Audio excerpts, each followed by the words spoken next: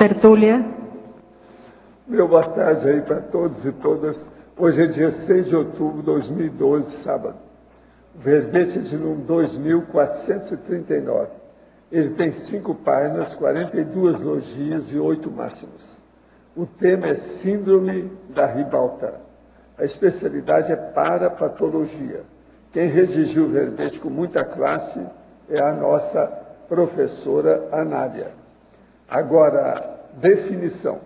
A síndrome da Ribalta é a necessidade patológica da consciência homem-mulher em obter visibilidade, poder, beleza, admiração, elogio, atenção e adulação, por meio da manipulação teatralizada, exibindo sentimentos de excessiva importância pessoal.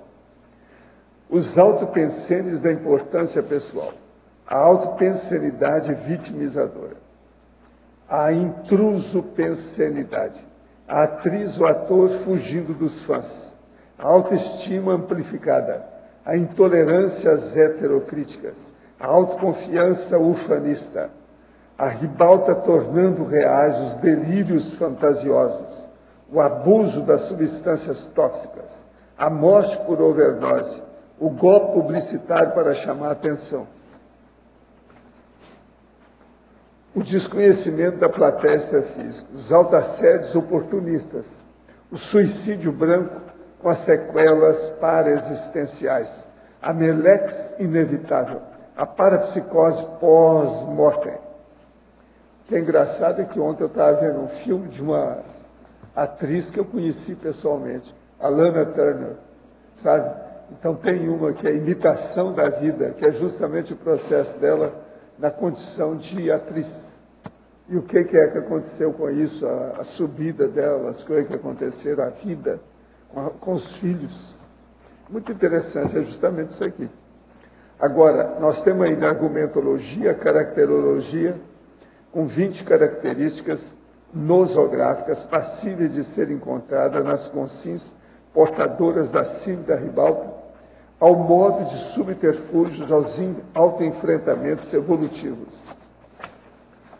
Agora, nós temos na terapeuticologia 15 trafores úteis na substituição da síndrome da Ribalta pela postura homeostática de consim, no caso, atratora. Na remissiologia de 15 verbetes, nós destacamos 5. Ator de teatrão, consciência atratora, palco existencial, histrionologia e persona bufônica. Eu chamo a atenção que a bibliografia específica tem aqui 3 interessantes aqui, 3 fontes bibliográficas. A webografia tem 1. Agora, a frase enfática. A síndrome da Ribalta é evidência do mecanismo de defesa autocorruptor da consciência ofuscada pelas luzes do palco, evitando recins e ressex necessárias ao cumprimento da autoproex. Você ainda sente necessidade de chamar a atenção para si, em detrimento dos outros, comprometendo a interassistencialidade? Quais recins já efetuou a respeito? Agora, nós temos aí a mega análise aí com João Paulo, são 20 itens. Fama, palco, plateia, adulação, aparência. Holofote, reconhecimento, vaidade, visibilidade, celebridade. Futilidade, imaturidade, narcisismo, estrelismo, egocentrismo. Exibicionismo, histrionismo, doxomania, sociologia e psicossomatologia. Agora, o verbete hoje, no dicionário, é proverbiologia, e eu chamo a atenção para vocês lerem com calma o argumento. São 10 grandes personalidades que escreveram alguma coisa e que a conscienciologia está dando uma geral neles, mostrando as bobagens que andaram escrevendo. Agora, é bom vocês lerem bem o argumentário. São 10 casos de pessoa conhecida, as bobagens que eles deixaram escrito. A turma que vai fazer livro aí, é bom saber disso. E também é bom a gente ver como é que a Conscienciologia é mais avançada. Agora, vocês não podem usar os princípios da Conscienciologia para rachar a cabeça dos outros com tacape, não é isso. Tem que ir com calma. Agora, veja o que é que nós estamos fazendo na abordagem dessas 10 personalidades. Agora, aqui, para a nossa verbetógrafa. Fatologia, página 17, terceira linha, de baixo para cima. Poderia ampliar a ribalta iluminando a presença na tares evolutiva?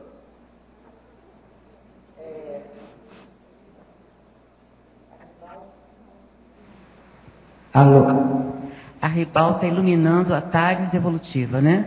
É justamente a utilização desse talento para o palco em termos de força presencial, de força de histrionismo cosmoético, e investir esse talento que ela está investindo erroneamente no palco de uma forma pouco evolutiva, na tares evolutiva. Quer dizer, a virada, é a viragem de uma postura para outra, mas utilizando o próprio temperamento histriônico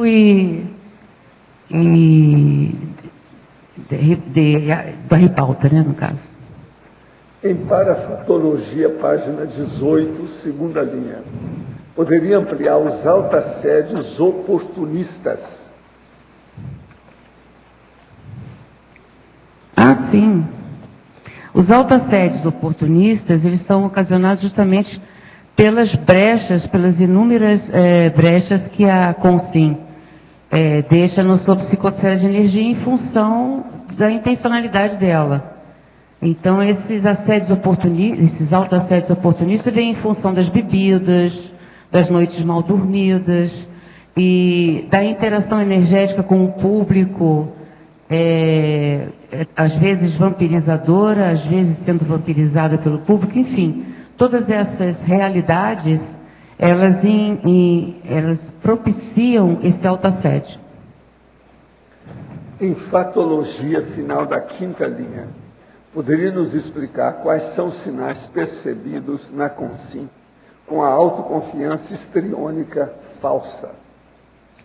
Quais são o quê? Os resultados? A autoconfiança histriônica falsa. Agora, Fatologia, fim da quinta linha, olha aí. Uhum. Não, sim. Ela quer saber as consequências disso? Poderia explicar quais os sinais? Os sinais desse histrionismo falso.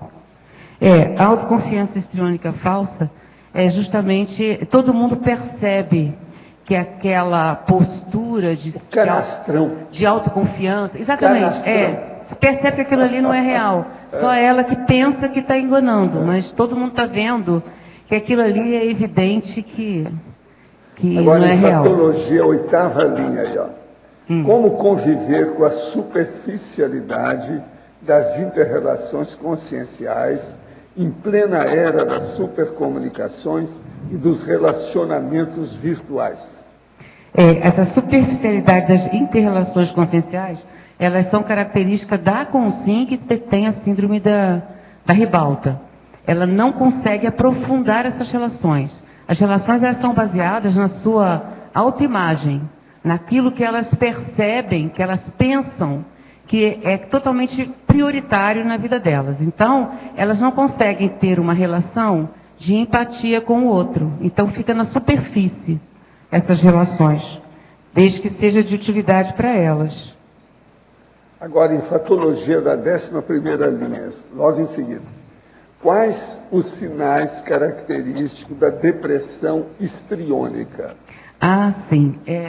Eu sempre me lembro, eu vou ter depressão histriônica aí por causa da Marilyn Monroe. Que eu era novinha e eu era mais jovem, né? Novinha, mais jovem.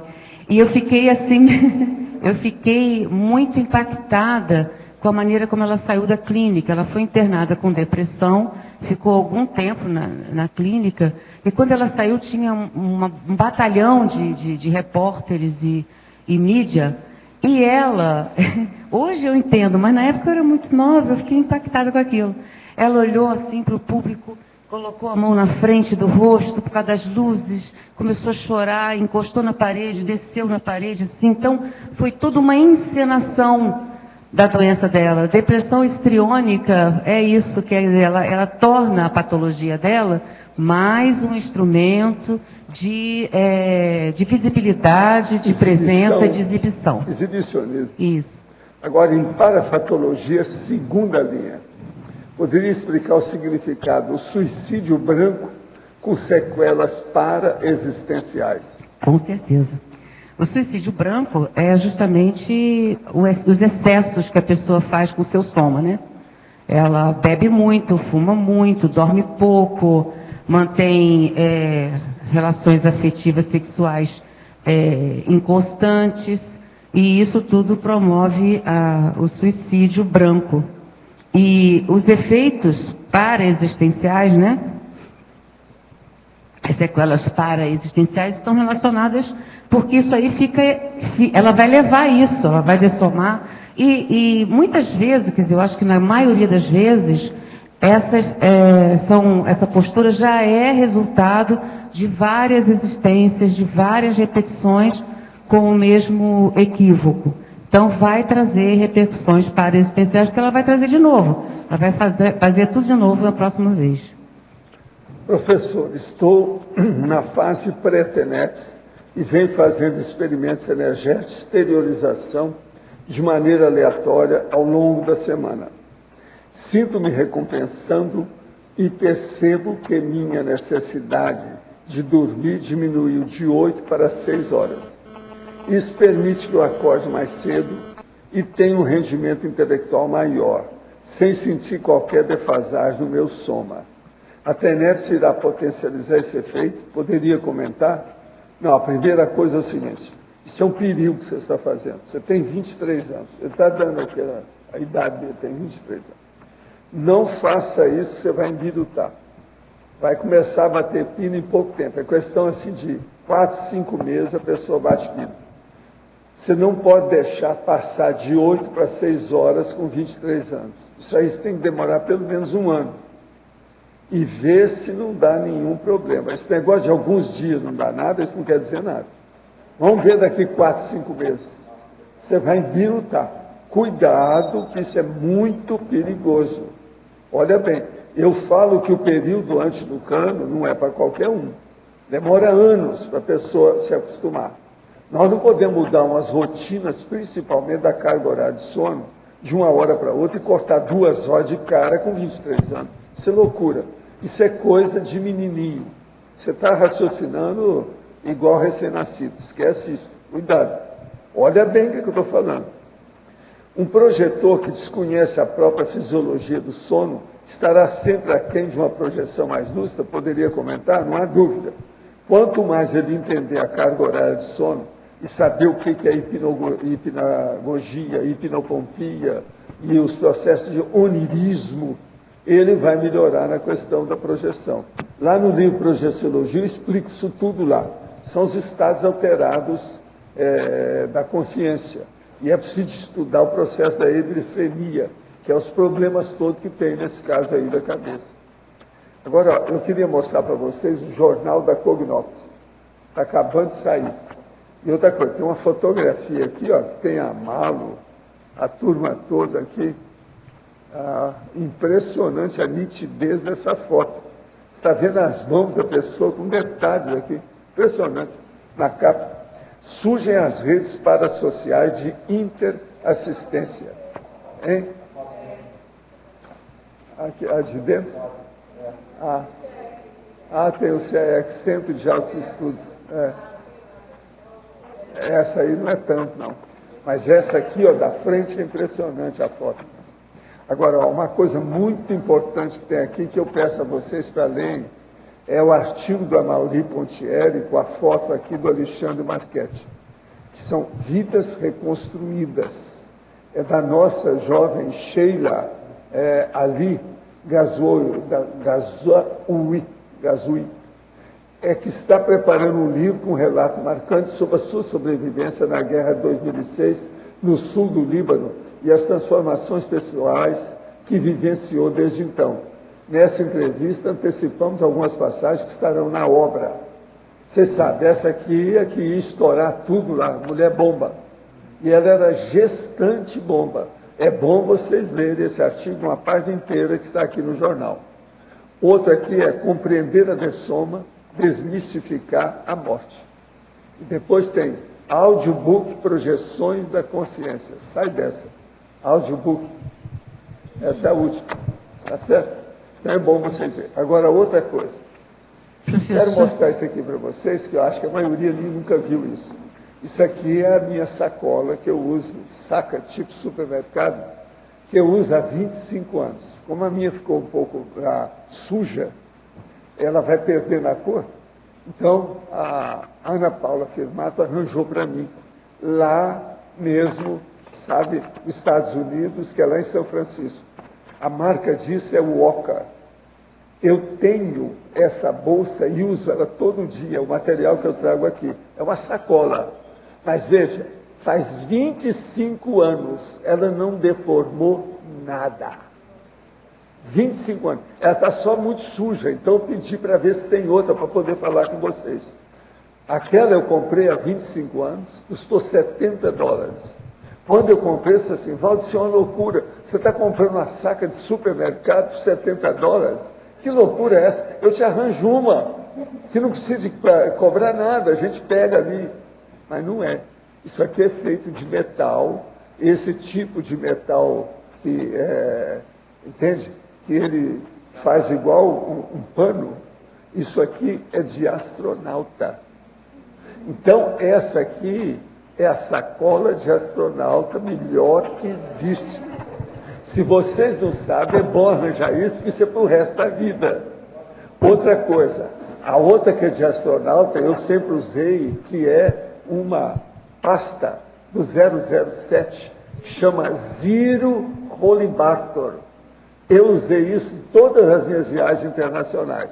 Mas a Zero chama muita atenção, porque o povo acha que a pessoa está cheia de dinheiro quando tem a Zero, porque ela custa muito cara, alguns milhares de dólares, a boa mesmo. É tipo 007. Mas o 007 era em inglês. Essa aqui não, é americana. Isso aqui eu considero melhor do que a Zero do 007. Vocês estão entendendo bem? Uma sacola que está durando comigo 25 anos. Vocês já pensaram bem? Agora, ela custou $70, agora está valendo 50. Eles abaixaram o preço. Já é alguma coisa.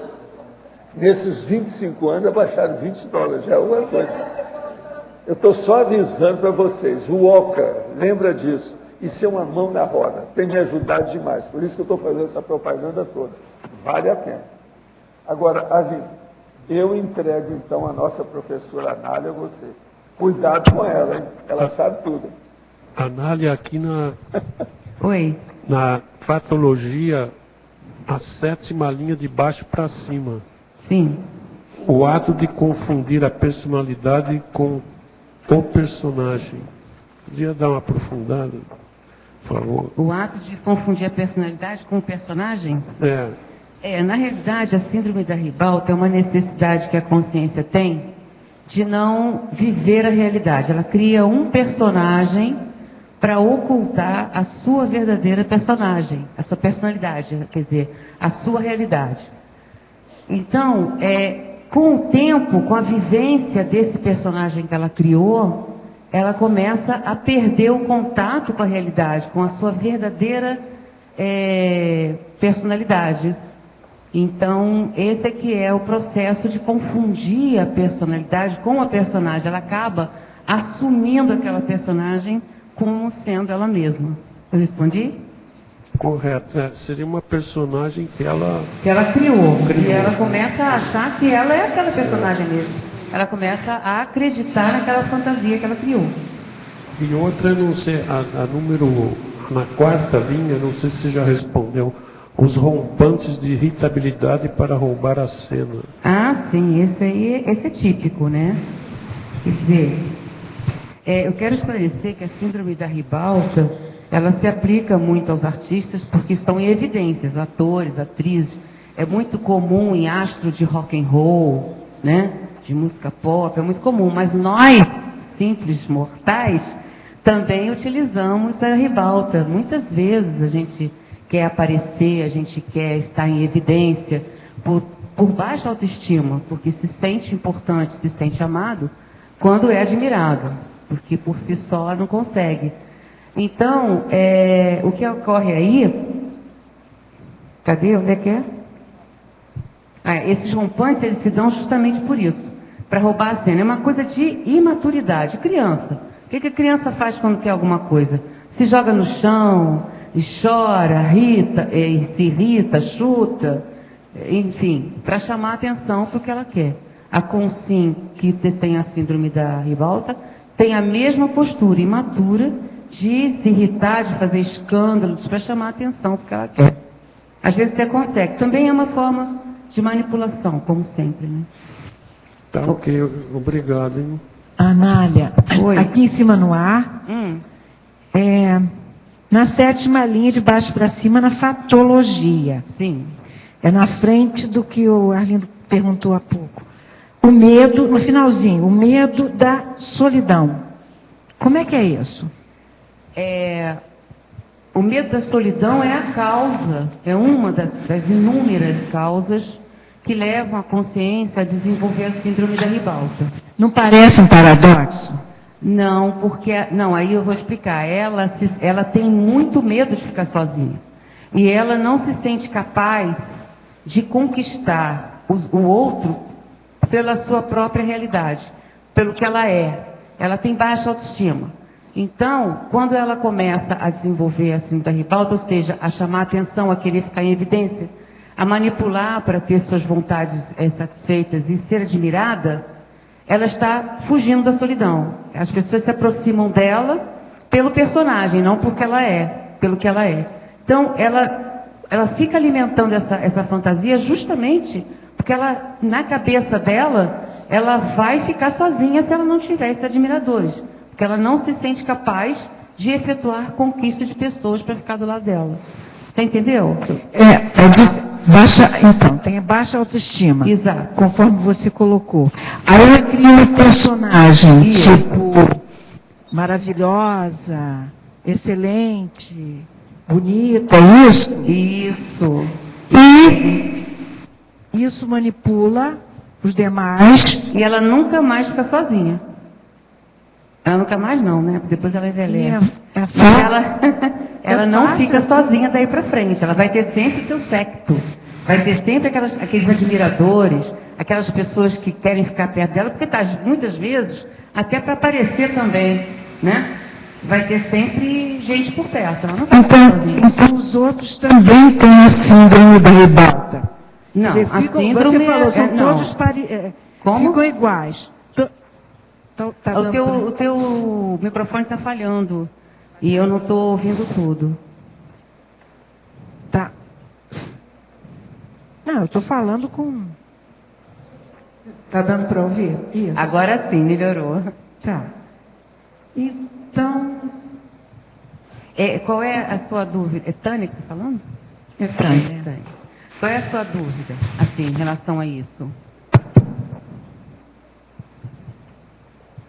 Que eu tinha colocado que talvez fosse, quer dizer, você faz a personagem, cria um monte de pessoas também com uma síndrome da ribalta, uma pseudo-síndrome, também não querendo aparecer.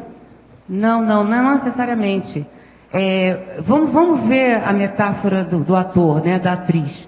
O ator e a atriz é famoso, ele aparece em todas as mídias. Ele precisa de ter uma série de pessoas que trabalhem para ele, que facilitem a vida dele. Ele não pode fazer nada, nem para entrar no carro, ele quer abrir a porta, vamos supor, num nível bem exagerado. Ou então não vai estacionar. Essas pessoas querem trabalhar para ela, porque isso melhora o status dela. Eu trabalho para a Xuxa, eu faço comida para a Xuxa. Você está entendendo? Sim. É nesse sentido que as pessoas se aproximam. Não se aproximam porque admiram, porque ela é uma pessoa interassistencial ou porque ela é uma pessoa equilibrada. Não é isso. Aproxima pela famosidade, como se diz aí hoje na mídia. Então na realidade, Tânia, ela ainda é uma pessoa só. Tem um momento aí que eu falo da alegria vivenciada. Onde é que está esse? Eu acho que é na fatologia mesmo. Alegria aparente, tristeza vivenciada, me parece que é isso. É no paradoxo, né? Ali, isso fica claro, sabe, Tânia? Essa consciência, ela vive uma alegria superficial e aparente, mas no âmago, ela é só, entendeu? Último binômio. Lá na binomiologia, alegria ensaiada, tristeza vivenciada. Então, ela sabe que aquelas pessoas não estão lá porque gostam dela, mas sim pela famosidade dela, pela imagem, pela autoimagem, por aquilo tudo que ela constrói. Para você ter uma ideia, a Dercy Gonçalves, ela dormia maquiada. O personagem estava tão firme nela que ela não conseguia tirar nem mesmo a persona, a máscara. Você está entendendo? Então, muito obrigada. Anália. Oi. Aqui. Primeiro de tudo, achei seu verbete excelente, muito bom. Não é só porque a gente é colega do Rio, não, tá sendo sincero. Eu já ia falar que você não conta. Eu achei muito bom mesmo. Sim. Uma perguntinha rápida. Na fatologia, na 5ª linha, o desprezo pela mediocridade do outro. Você pode expandir um pouquinho isso? Posso. Isso é decorrência do sentimento de importância pessoal. Né? Eu sou o máximo, eu sou perfeita. E o resto é o resto. Então, se as pessoas não conseguem entender o que eu digo, o problema é do outro. Ele é medíocre, ele não tem sinapse suficiente para me alcançar. Isso é comum também no meio acadêmico, na ribalta acadêmica, né? Que o resto é mediocridade. Então vira a cara, não tem total desprezo pelas pessoas que não conseguem alcançar o seu nível de excelência. É bom ver 2 filmes sobre isso. Um chama Crepúsculo dos Deuses e o outro é Imitação da Vida. Vale a pena ver. Essa imitação que eu estava vendo ontem. Que eu conheci a Lana Turner, pessoalmente. Agora ele é dela. Agora ela já era veterana, era uma boa atriz. Não era uma mulher também feia de jogar fora, não. Era uma louraça. Mas agora o que é que se passa? O ambiente dela, como a gente fala, o processo da parapsicosfera não era boa, não era simpático, não. Eu a conheci, eu tive no camarim dela, aquele negócio todo, lá no Estudo Universo.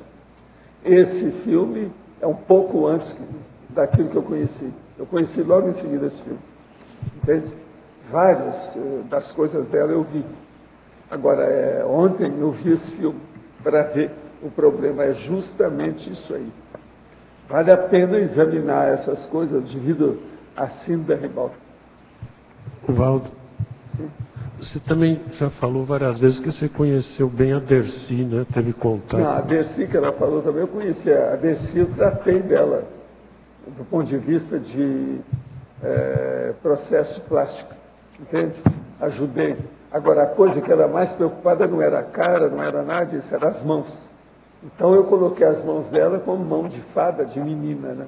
E ela ficou feliz da vida. Agora, a Dercy é uma das mulheres mais inteligentes que eu conheci na minha vida. Era muito inteligente. O QI dela era impressionante. Matéria de conversa, tudo. Tá psíquica. Ela era impressionante, a mulher. Agora, ela usava aquilo tudo dentro do negócio brega, né? De propósito, né? Um besterol o tempo todo. Mas era muito inteligente. Tudo de caso pensado. Ela era terrível. O caso da Dercy, ela teve necessidade de... Ela fugiu de Santa Maria Madalena com um circo. Foi para sobreviver. Ela era muito inteligente. Então ela embarcou nessa por necessidade. Só que ela embarcou e ficou. Ela não conseguiu sair desse Eu tive contato métier. com ela ainda na década de 70. Ela viveu mais de 100 anos. 104. E agora as mãos estavam bacanas que eu fiz. Não brinca O senhor não. tratou, né, professor? Ela era muito preocupada porque as mãos, você sabe, o dorso das mãos, as costas, mostra a idade da pessoa. Amália? Oi. É Silvana aqui no ar. Oi, Silvana. Eu acho que você ainda não falou esse tópico ainda. Na fatologia, página 17, a terceira linha de baixo para cima, você fala aí os posicionamentos pessoais sob as luzes da evolução. Como é que é isso em relação à síndrome da ribalta? Na patologia? Ah, tá, no final, é no final. Os posicionamentos pessoais sobre as luzes da evolução. Aí eu estou fazendo um contraponto com as luzes da ribalta, né? Porque as luzes da ribalta são aquelas luzes que ficam no chão do palco e aquele canhão que fica de cima direcionada para o protagonista, para o ator principal no palco, né? Então, a pessoa não quer sair do foco da evidência, que a gente chama de canhão, né? O canhão, que é aquela luz redonda e grande. Canhão de luz. Canhão de luz, que a pessoa fica ali no meio. E então, qual é a proposta aqui nos posicionamentos pessoais? As luzes da evolução seria a iluminação extrafísica, a intimidade com a equipe extrafísica, a intimidade com os amparadores, transferir, sair do canhão de luz e entrar na luz extrafísica, na multidimensionalidade, para promover a evolução. A evidência não é uma coisa ruim. O histrionismo cosmoético, ele ajuda muito na hora da TARES, muito. Então não é ruim, entende? É bom, agora tem que fazer essa viragem, né? Como diz o Félix Young, viragem. Obrigada, Nália.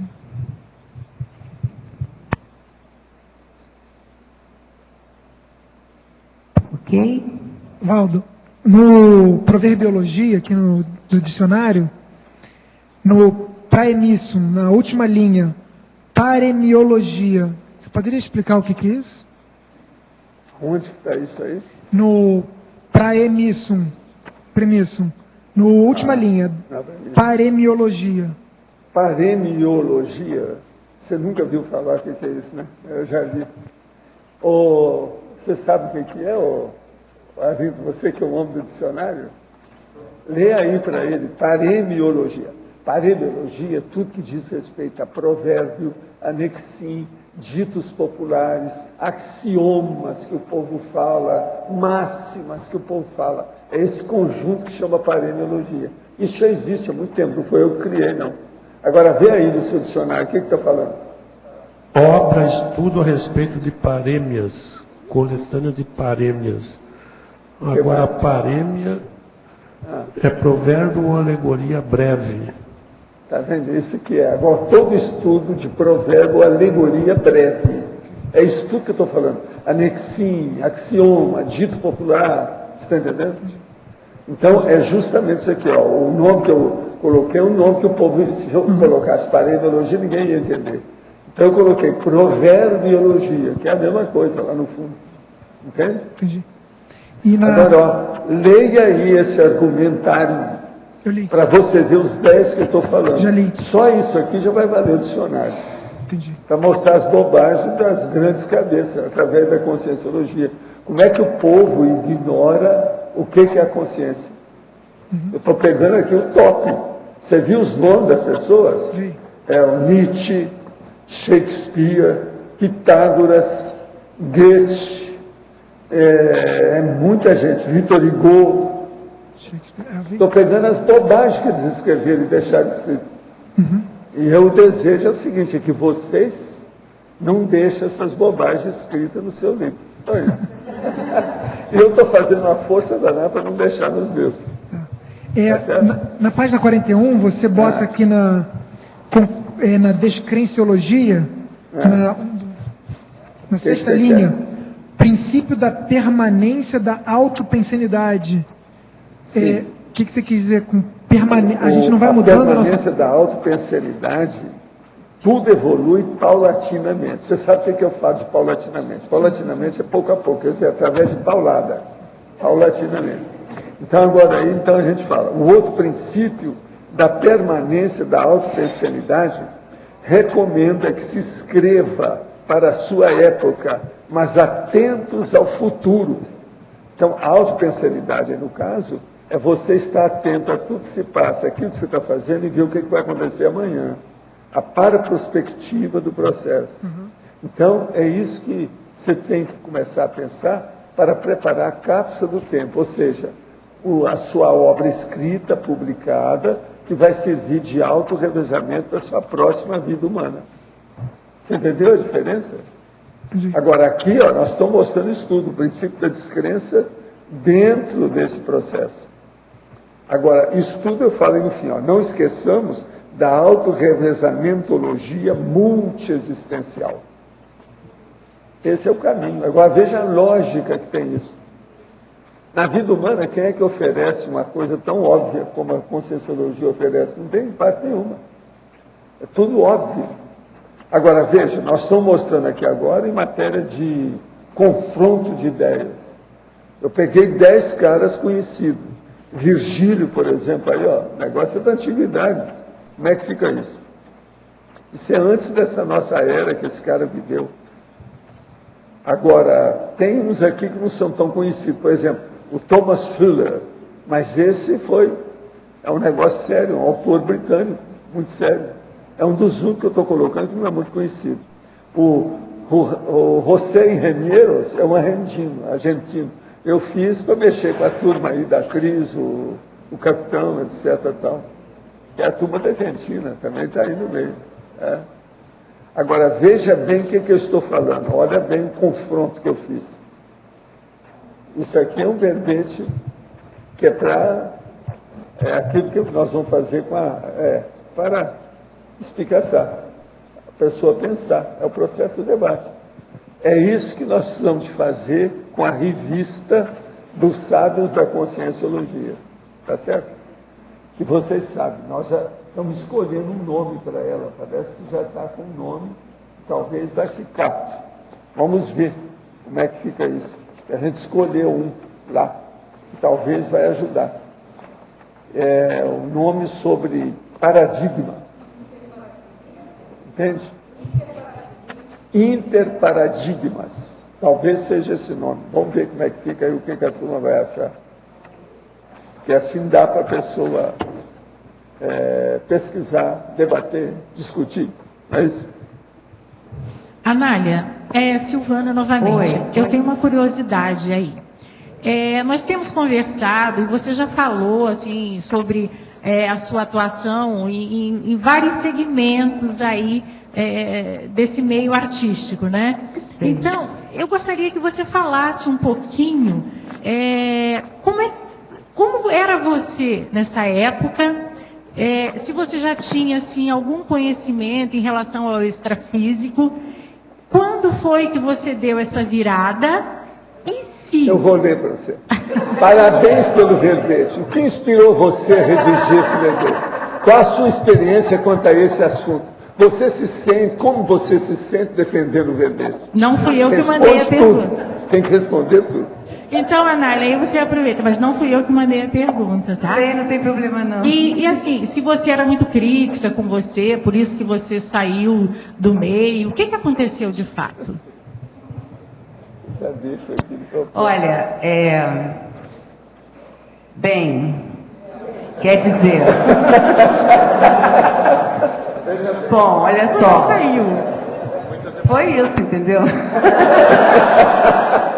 Não, é o seguinte, esse verbete, eu conheci a Conscienciologia em 92. E eu não estava mais fazendo teatro. Quem me tirou do teatro está aqui do meu lado, foi minha filha.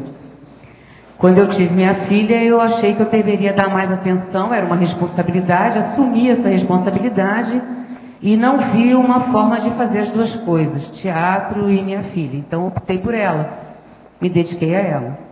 Mas quando eu fui mas eu não saí da ribalta, entendeu? É por isso que eu escrevi o verbete, foi por isso.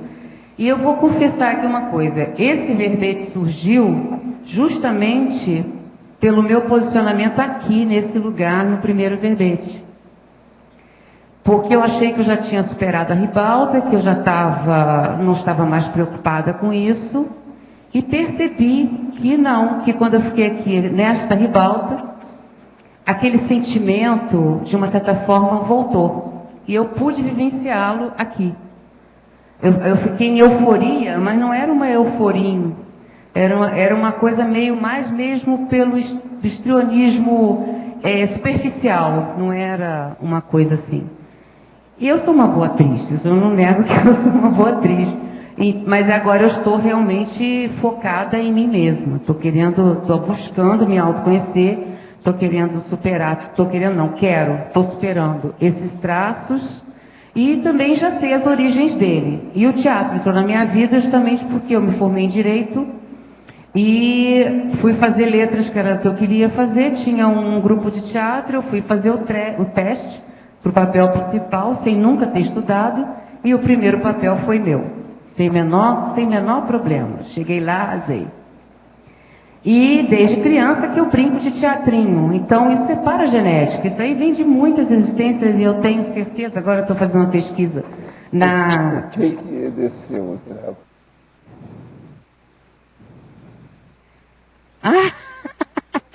Eu já falei isso. É impressionante como eles são parecidos. Eu ia perguntar para ele se ele não esqueceu de colocar Maia no nome. Eles são muito parecidos. Então aí eu estou fazendo agora a pesquisa justamente da paragenética, de outras vidas. Estou fazendo uma pesquisa autorretrocognitiva para identificar a origem disso tudo. Então vai passo a passo, né? Vai uma coisa de cada vez. Olha, eu conheço a peça há muito tempo, lá do Rio, tá? Ela é fora de série. Agora aqui em efeitologia.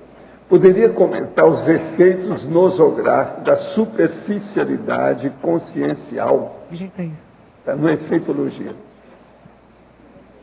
Ah, tá, já achei. Os efeitos nosográficos da superficialidade consciencial, sim. Nós somos consciências, logo todo mundo sabe disso, mas essa superficialidade, esses efeitos, está relacionado justamente com essa... Ficar na superfície, né? Não aprofundar em si mesmo, não buscar a causa, o porquê, não se conhecer no sentido conscienciológico. Então, quando você fica na superfície, quando você está mais preocupado com o seu corpo, se você está com tudo no lugar, se aquela roupa está chamando bastante atenção, se tem bastante brilho, se você vai ficar meio perdida na multidão, você tem que encontrar uma forma de se destacar para você aparecer mais, para que todos vejam você.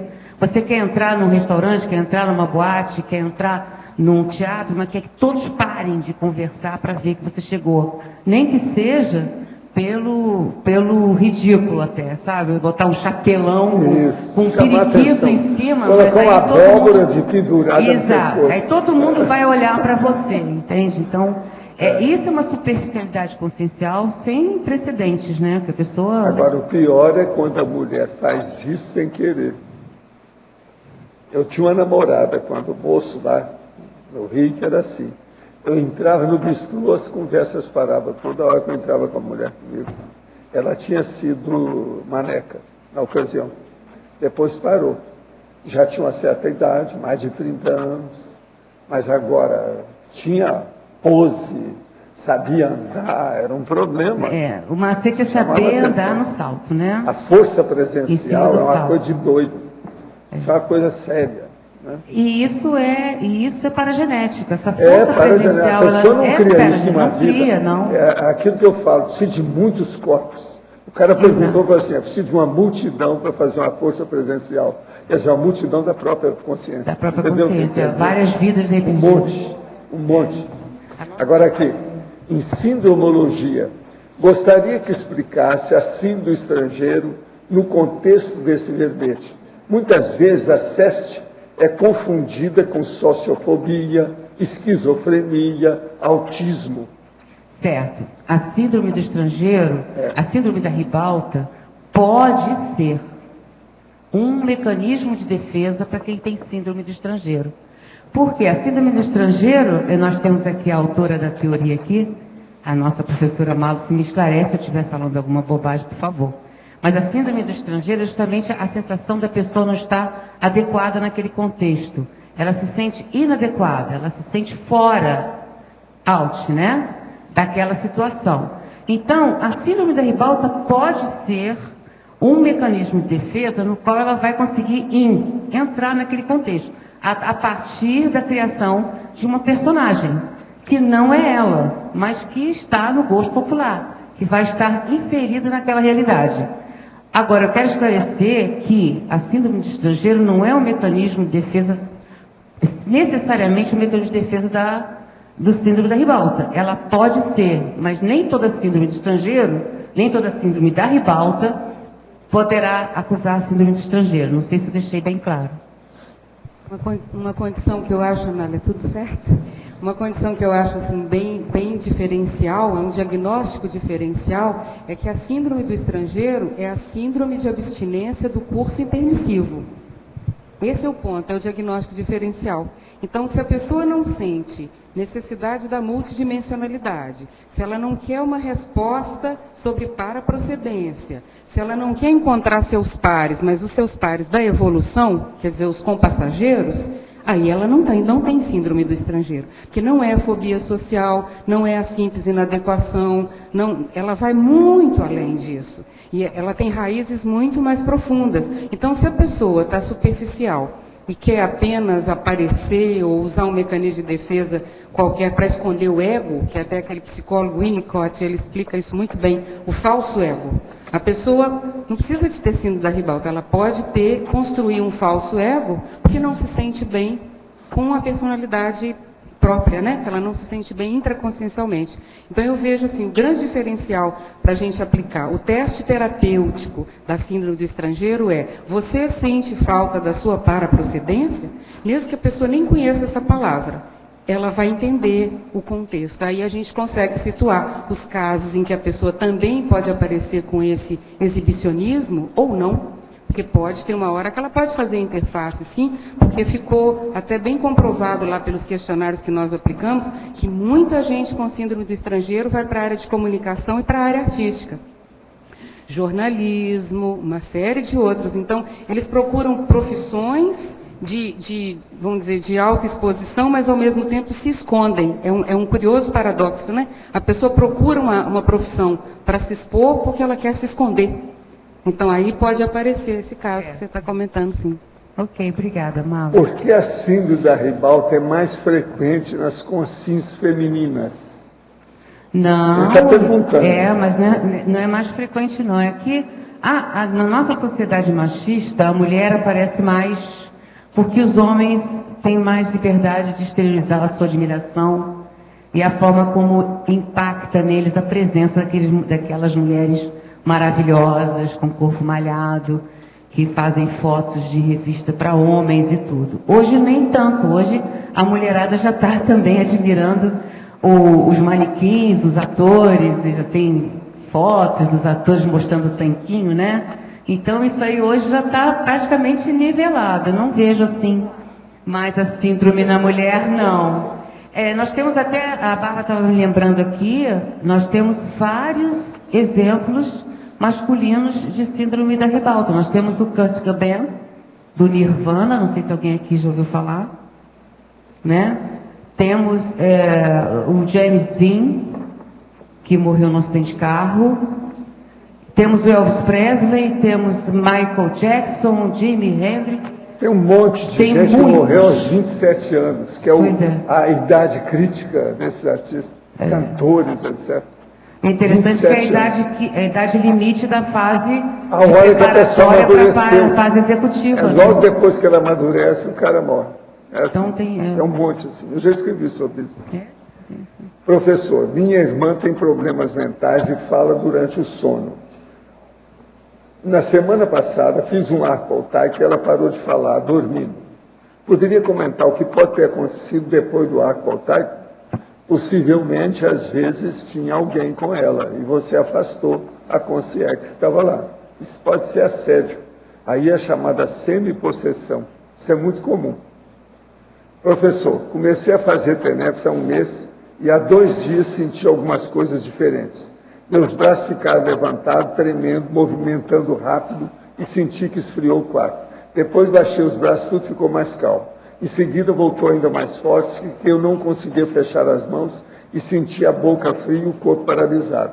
Percebi que fiquei uns 40 minutos com os braços para cima. Já li o manual do TENEP, assisti o seu curso de TENEP, mas ainda não sei se estou fazendo certo. O que o senhor poderia comentar? Escuta, você está nos primeiros 6 meses, o que você está querendo? Aguenta firme, toma água antes. É por aí, está começando, está tudo certo. Agora, ó, tudo indica que você é ectoplasta. Abre o olho com isso. Precisa estudar isso aí. Professor, uma pessoa com problemas psiquiátricos e que toma remédio controlado pode ter lucidez consciencial? Pode. Depende da pessoa. E esse negócio de problema psiquiátrico tem muito tipo, muita coisa. E remédio controlado também não quer dizer nada. Uma pessoa, às vezes, com remédio controlado, ela aumenta até a lucidez dela. Tudo precisa de ver é se está bem indicado, se a terapia está sendo bem feita. Isso que é o mais sério. É fármaco, quer dizer, remédio, medicamento, a gente tem que estar de olho para saber se está correto, para não dar efeito secundário e nem criar comorbidade, quer dizer, ter uma outra doença junto com a outra, criando problema. Mas está tudo isso, tudo é possível acontecer. Agora, gente, eu devolvo então a nossa professora Anália. Pode falar. Anália, você pode comentar um pouco, quem vive viveu no meio artístico, às vezes vê aquela pessoa, aquela atriz ou aquele ator iniciando e daqui a pouco aquilo é muito rápido e tem uma ascensão. Pega uma peça famosa, uma novela, uma coisa assim, e você vê a síndrome se iniciando. Então, ele tem a personalidade, se dá bem com os pares, mas daqui a pouco ele começa a se poluir pela badalação, pelo puxa-saquismo, pela adulação em torno dele. E daqui a pouco aquilo também às vezes não vai durar muito tempo. Cai, mas a síndrome continua, ele fica já infectado pelo vírus, né? Você pode contar um pouco esse ciclo, assim? Eu quero deixar claro aqui que nem todo ator, atriz, nem todo artista tem a síndrome da ribalta. Nós temos exemplos de atores e atrizes de maturidade inquestionável, como a Fernanda Montenegro, o Tony Ramos, pessoas totalmente equilibradas. Até no rock and roll nós temos a Pitty, que também é muito equilibrada, inteligente, o Frejá. Então nós temos uma série de nomes de pessoas que estão nas artes, no teatro, no palco, na música, mas que mantêm o equilíbrio, mantêm a maturidade, até evolui. A gente observa, eu fiquei impressionada com a entrevista da Pitty, na Gabriela. Ela é leitora compulsiva, ela lê tudo, quer dizer, não tem muita criticidade na leitura, porque ela lê de tudo. Mas, enfim, esse processo aí a gente vai ter que cruzar com outro verbete, a consciência manipuladora, né? Porque tem muita vez de manipulação. Esse meio tem muita manipulação e as pessoas fazem qualquer coisa para estar em evidência. Quando elas fazem qualquer coisa para estar em evidência, inclusive abrindo mão dos seus princípios, das suas crenças, no sentido do seu código pessoal, não de cosmoética, mas de ética, né? Então, quando ela faz isso, é porque ela está com a síndrome. Ela prioriza a qualquer preço a evidência. Isso já é patológico, né? E isso acontece demais no meio artístico. Esses atores, essas atrizes que começam a fazer teatro, por exemplo, eu fiz uma peça chamada, até vi aqui outro dia na tertúlia, vocês comentaram sobre a guerra do contestado, aqui no Paraná. E essa peça, eu fui a protagonista dessa peça e quem financiou foi a Perdigão, que é aqui do Paraná. Isso foi antes de eu nascer, no início dos anos 80. E essa peça foi muito divulgada, foi muito trabalhada e tal, e eu me saí muito bem. Eu tenho muitas vidas fazendo isso para mim, era de uma facilidade, nunca fiz nada tão fácil como teatro. E fui chamada diversas vezes, você se destaca, num determinado momento você se destaca, e tem sempre olheiros, né, as pessoas que vão assistir a peça, para procurar ali um ou outro personagem, um ou outro ator interessante, ele vai lá e te pinça, né, chama para fazer teste na Globo, teste aqui, teste ali. Você fica todo empolgado com isso e vai. Eu não fui porque eu fiquei grávida, mas o telefone não parou depois dessa peça. Muita gente me chamou. Mas eu estava para ter a Bárbara, tive a Bárbara, não fui abrir mão. E, então, o que acontece? A pessoa vai, e quando chega nesse meio comercial, que não é mais o teatro é mais intimista, mais cauteloso, mas esse meio mais de massa, massificador, começa a surgir as propostas. Ah, você vai ter que fazer isso, você vai ter que fazer aquilo. A pessoa faz qualquer coisa. Desde que ela consiga aquele papel naquela novela que vai destacar ele. Se ele não tem talento, João Paulo, não adianta. Se ele não tem talento, ele vai ter que fazer concessões e se colocar na posição de manipulado o tempo todo. Porque se ele tiver talento, ele vai continuar, ele vai conseguir, ele vai crescer e vai conseguir. Mas essas famosidades assim, relâmpagos, você pode contar que tem alguma coisa errada aí. Ou é filho de atores, ou é parente de atores, entendeu? Enfim, ou faz algumas concessões espúrias, se coloca na posição de manipulado. Então, é isso, respondi. Agora, existem muitos atores e muitas atrizes que são muito inteligentes. Sim. É muita gente superdotada nesse meio. Professor. Pois é. Você parece que é uma. Uma outra que a gente está vendo aí é a Maria Paula, aquela que esteve aí. Ela vai até aparecer aí de novo. Ela está sempre em contato com a gente. Ela é uma cabeça, uma inteligência, o QI dela. Ela é impressionante. Mas você vê que ela não é do tipo que corre atrás da evidência. Não. A evidência ela veio, está ela agora tem evidência. Ela veio aqui para me pedir para saber o que é que ela deve aceitar, o que não. É tanta coisa em torno dela que ela não quer saber. Mas pelo talento dela. Já está saturada. E ela agora está querendo escrever um livro. Junto com a Graça. Coisa séria. Entende? Legal. Eu estou sempre em contato agora com as coisas dela. Desculpa. Anália, ali na fatologia você colocou os laços afetivos com o perigo iminente. Peraí.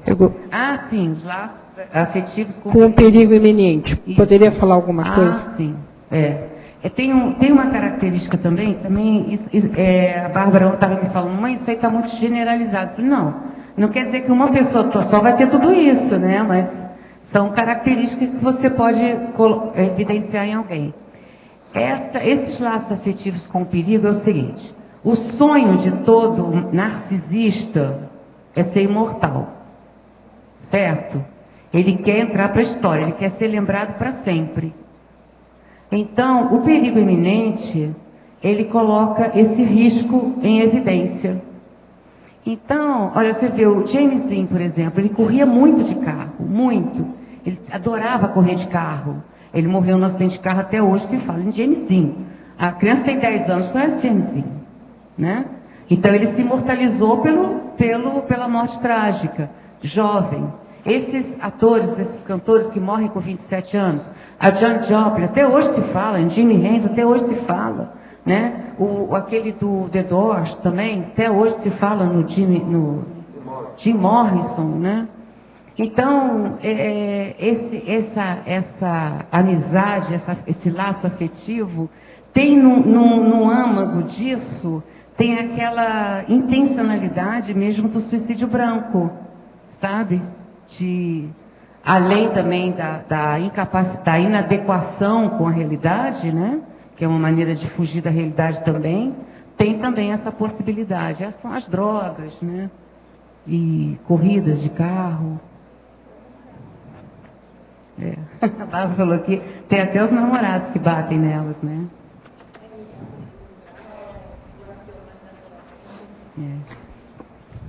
Tá ok, Anália? Anália Malo, oi. É a respeito dessa síndrome da ribalta, e nós estamos numa boa época para falar disso. E os políticos, você pode fazer uma associação? Eu acho um momento bem propício. Os políticos, eu vejo os políticos como atores canastrões. Entende?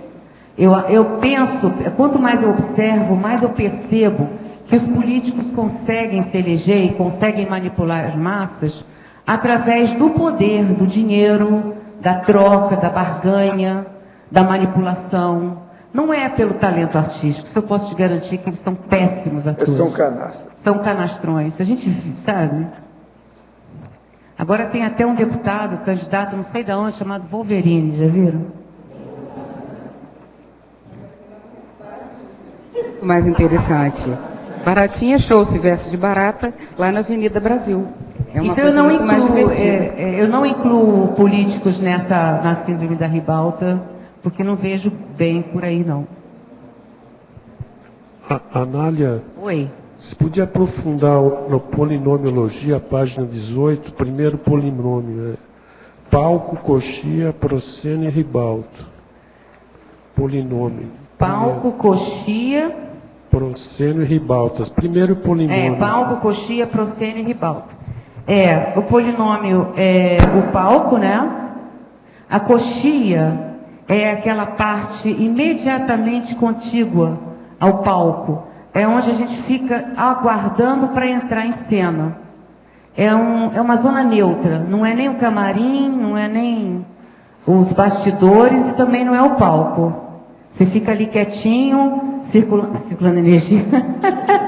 Você fica ali quietinho, relaxando, respirando, para poder, recebendo lá o personagem, né?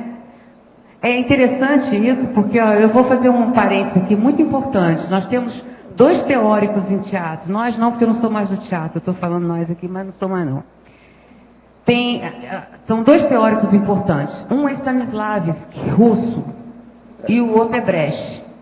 O teatro utiliza, todos os cursos de teatro utilizam essas 2 teorias, essas 2 vertentes.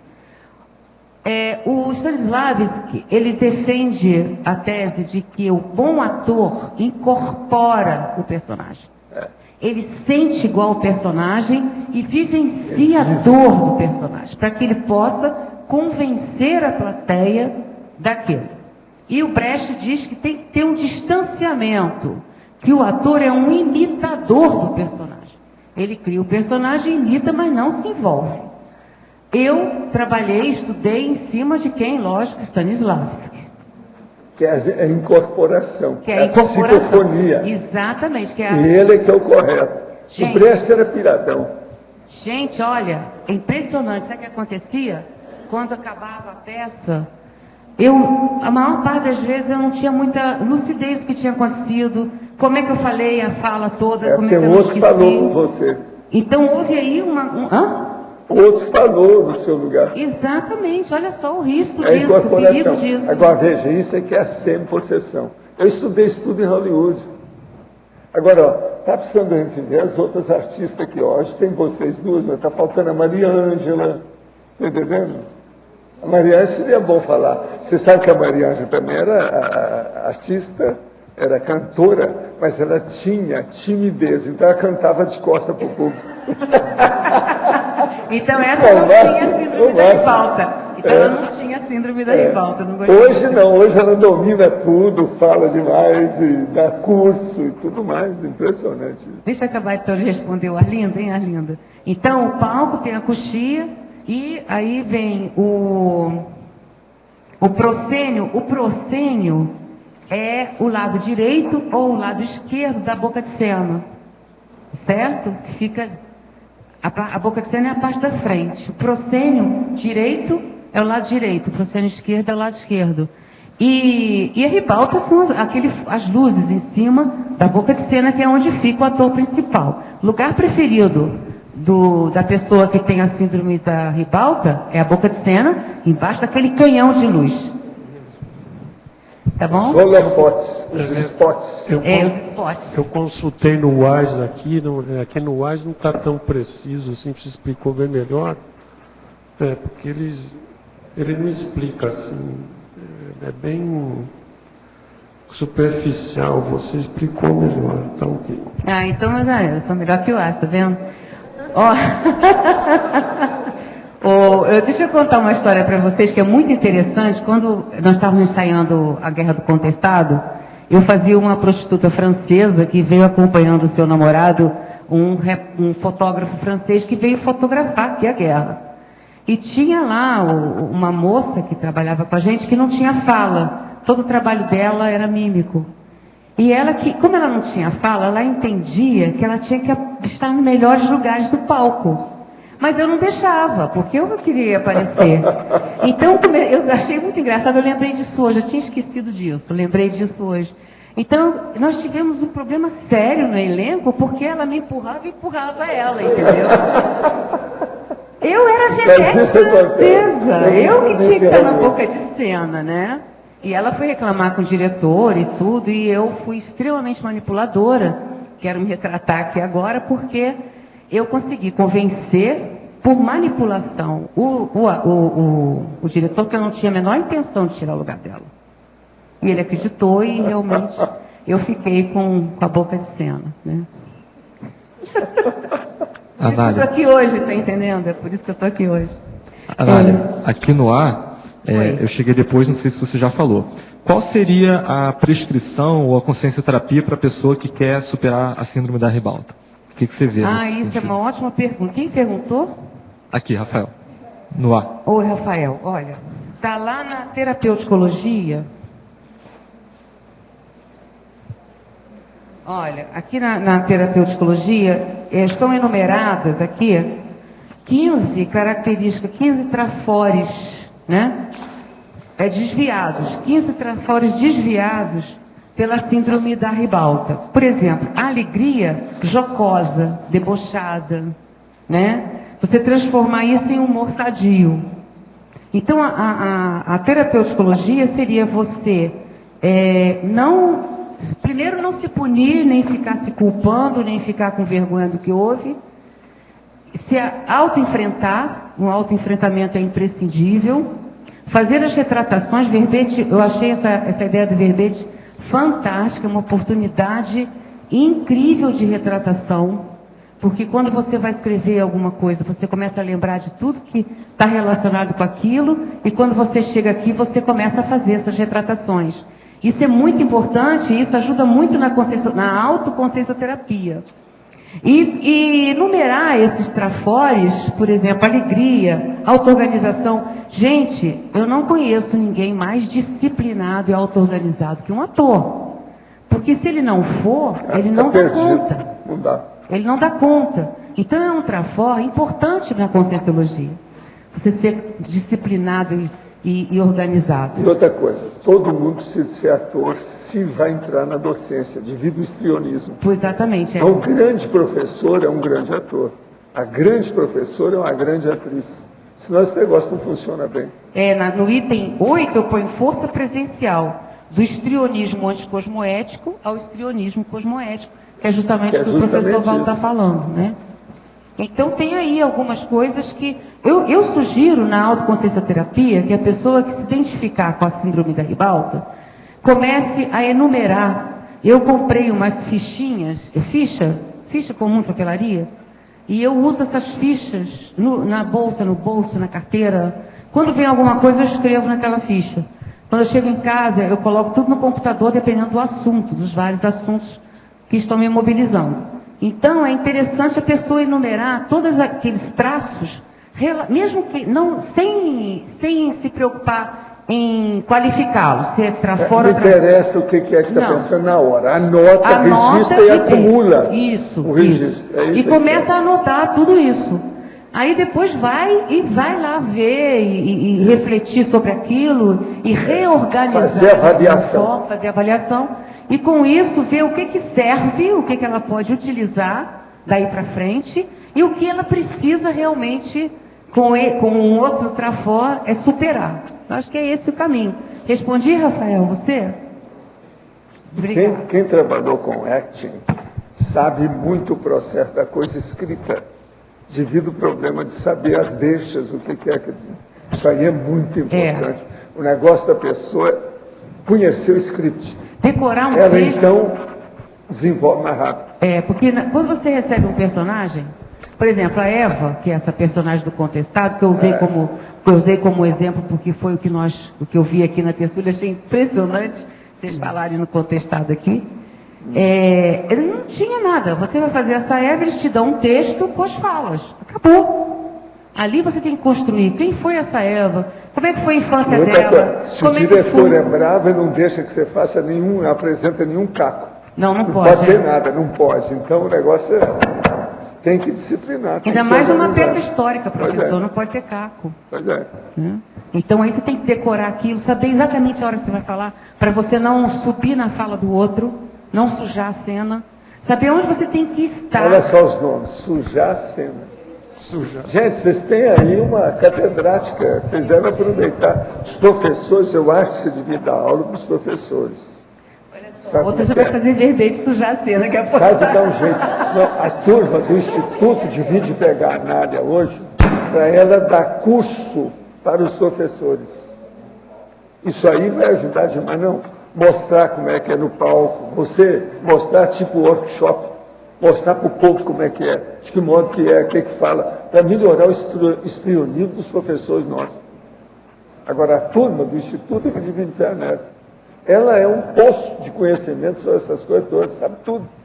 Nós trabalhamos com isso lá em Minas, em Varginha, quando eu fui morar lá, mas teatro universitário, para advogados e para professores, de repressão emocional, que a gente chamava. Desrepressão. Que era trabalho de tem vários exercícios. Nós precisamos muito de disso aqui dentro do processo da liberação docência. da voz, essa coisa toda.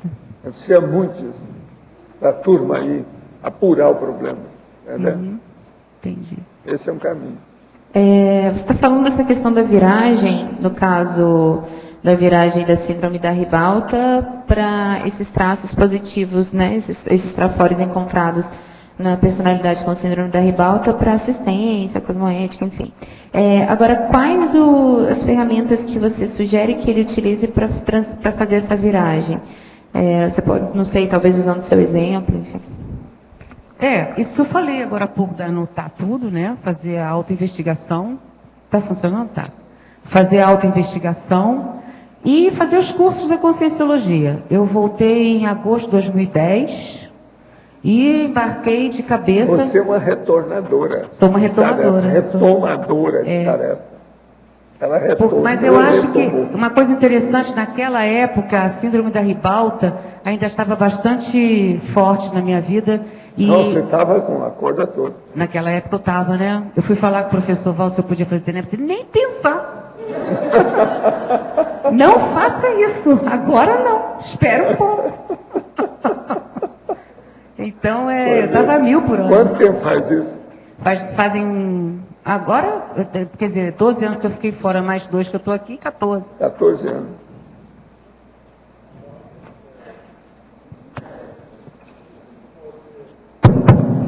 Falou de Hollywood, da incorporação, se podia dar uma geral, porque... O caso é o seguinte, por exemplo, em Hollywood, uma das coisas que eu estudava, e aí os próprios atores, os diretores, esse povo todo se interessava por mim por causa dessa história. Eu ver quem é que ficava pelo processo da parapsicosfera, quem é que ficava incorporado. Agora, o melhor é a hora que havia incorporação, que havia uma psicofonia, com uma subjugação, no caso, que caminhava para uma possessão, mas benigna, está entendendo? Com uma consciência avançada, evoluída. Aí mudava tudo.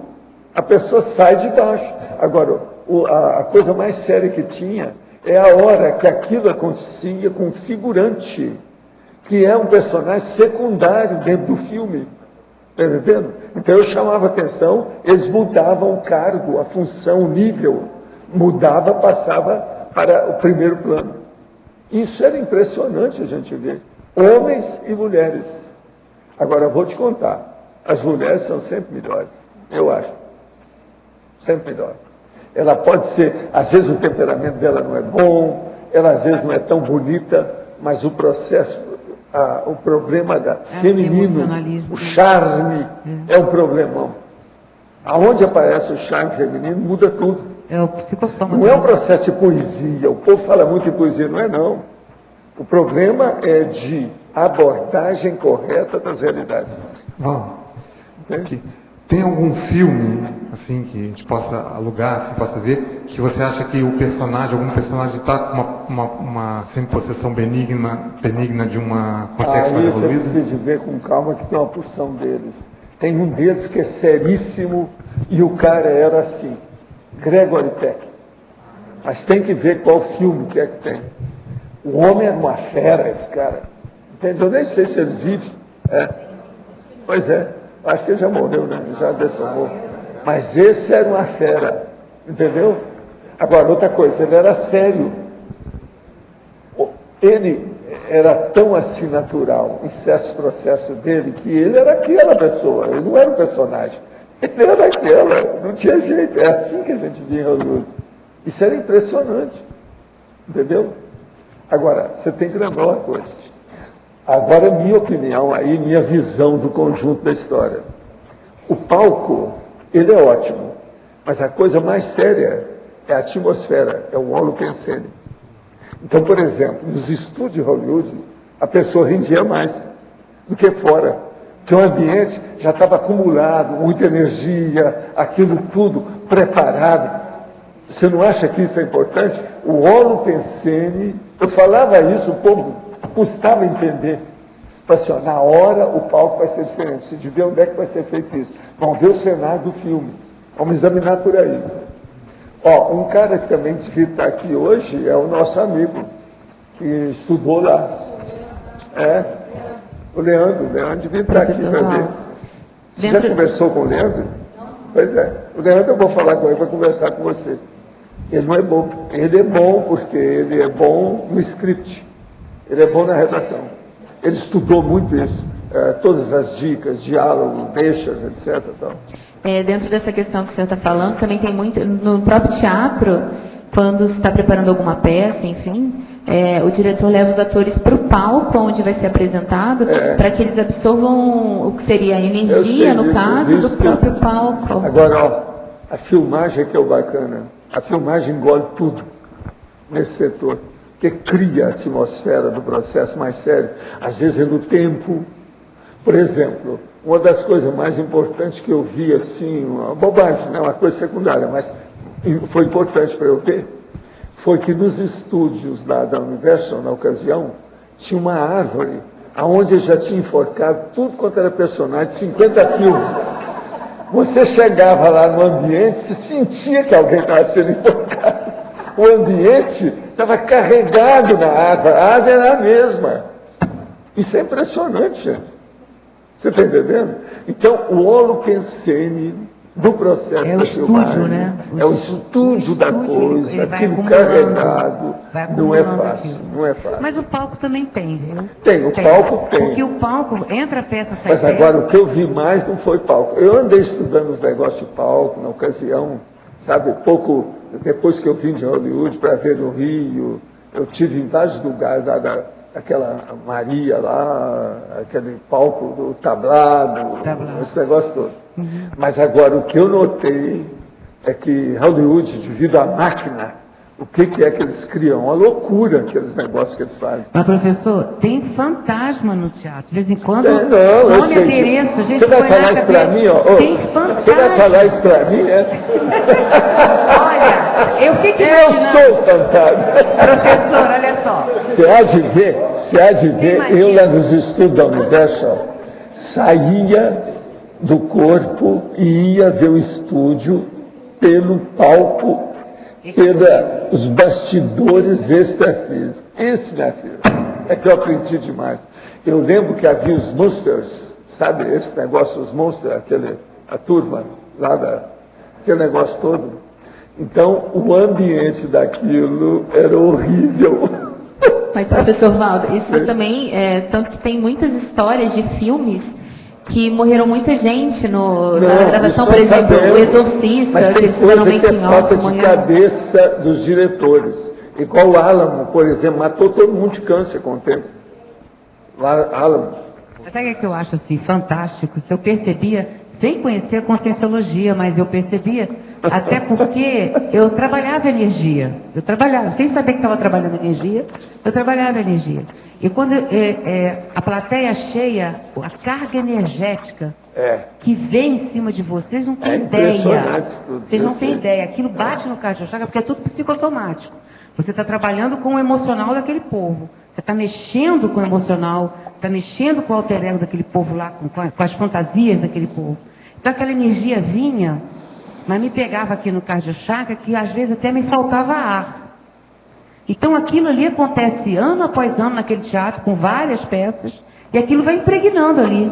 Entra num teatro vazio, vai fazer psicometria de um teatro vazio, preferencialmente na coxia. Os mais fortes que eu encontrei depois de Hollywood foram os teatros de Londres. Em Londres o negócio é impressionante. São bem Porque mais antigos que os nossos. Lá parece que hoje se considera que é a capital do teatro. Não tem dúvida. Agora lá é impressionante. Oi. Tem um caso de assimilação somática. Tem uma filha que é médica, ela uma vez estava na Inglaterra fazendo um curso, ela foi colega do Fábio Assunção, e ele passou mal, ela teve que atendê-lo, e ele tinha como que, ele tinha feito aquele papel de Jesus Cristo, aquelas que ele andou fazendo, ele tinha feito uma assimilação que a camisa estava como se estivesse toda com sangue assim na frente. Eu não sei se é possível alguma coisa similar, não encontrou nada somático. Não, isso eu nunca vi, não. Isso eu não presenciei. Achei muito sério, né? Para chegar a assimilar, de ficar... Mas o Fábio, ele tem uma série de problemas também, né? Ele tem muitos problemas, não só de drogas, mas ele tem problemas emocionais graves também, psicológicos também. Tão bonito, né? Anália, na página 20, o item 10, impetuosidade. A reflexão favorecedora do gênio artístico. Você poderia explicar um pouquinho? Página 20? Página 20, o item 10. A reflexão favorecendo o gênio artístico. A impetuosidade, certo? Isso. O que você quer saber? Quer que eu aprofunde? Explicar. A impetuosidade quando a pessoa é impetuosa, ela faz sem pensar, certo? Ela toma as atitudes, ela tem um comportamento, ela tem uma leitura, tudo é precipitado, é impetuoso. Vamos para São Paulo, são 11 horas da noite, está cansado, vamos para São Paulo? Vamos, não sei o que eu tenho para fazer amanhã. Então, isso aí favorece o gênio artístico, porque o artista, ele tem que sentir muito mais do que pensar, entende? Ele tem que fazer rapport com psicossomática. A arte é psicossomática. Por isso que ela não favorece a conscienciologia, que é mental somática. Por isso que a gente tem que abrir mão da arte. E eu só consegui abrir mão realmente quando eu vi que eu não ia caminhar se não abrisse mão da arte. Então é aquela visão emocionalista, psicossomática de tudo. E a impetuosidade favorece isso, porque você não precisa refletir sobre nada. Você vai fazendo, tá? Isso é o uso, então, do parapsiquismo? Hein? É o uso do parapsiquismo? Não, o contrário. Contrário? Isso é imaturidade. É justamente... Não, o parapsiquismo, a consciência ela pode ser parapsíquica e não tem maturidade, isso não tem nada a ver.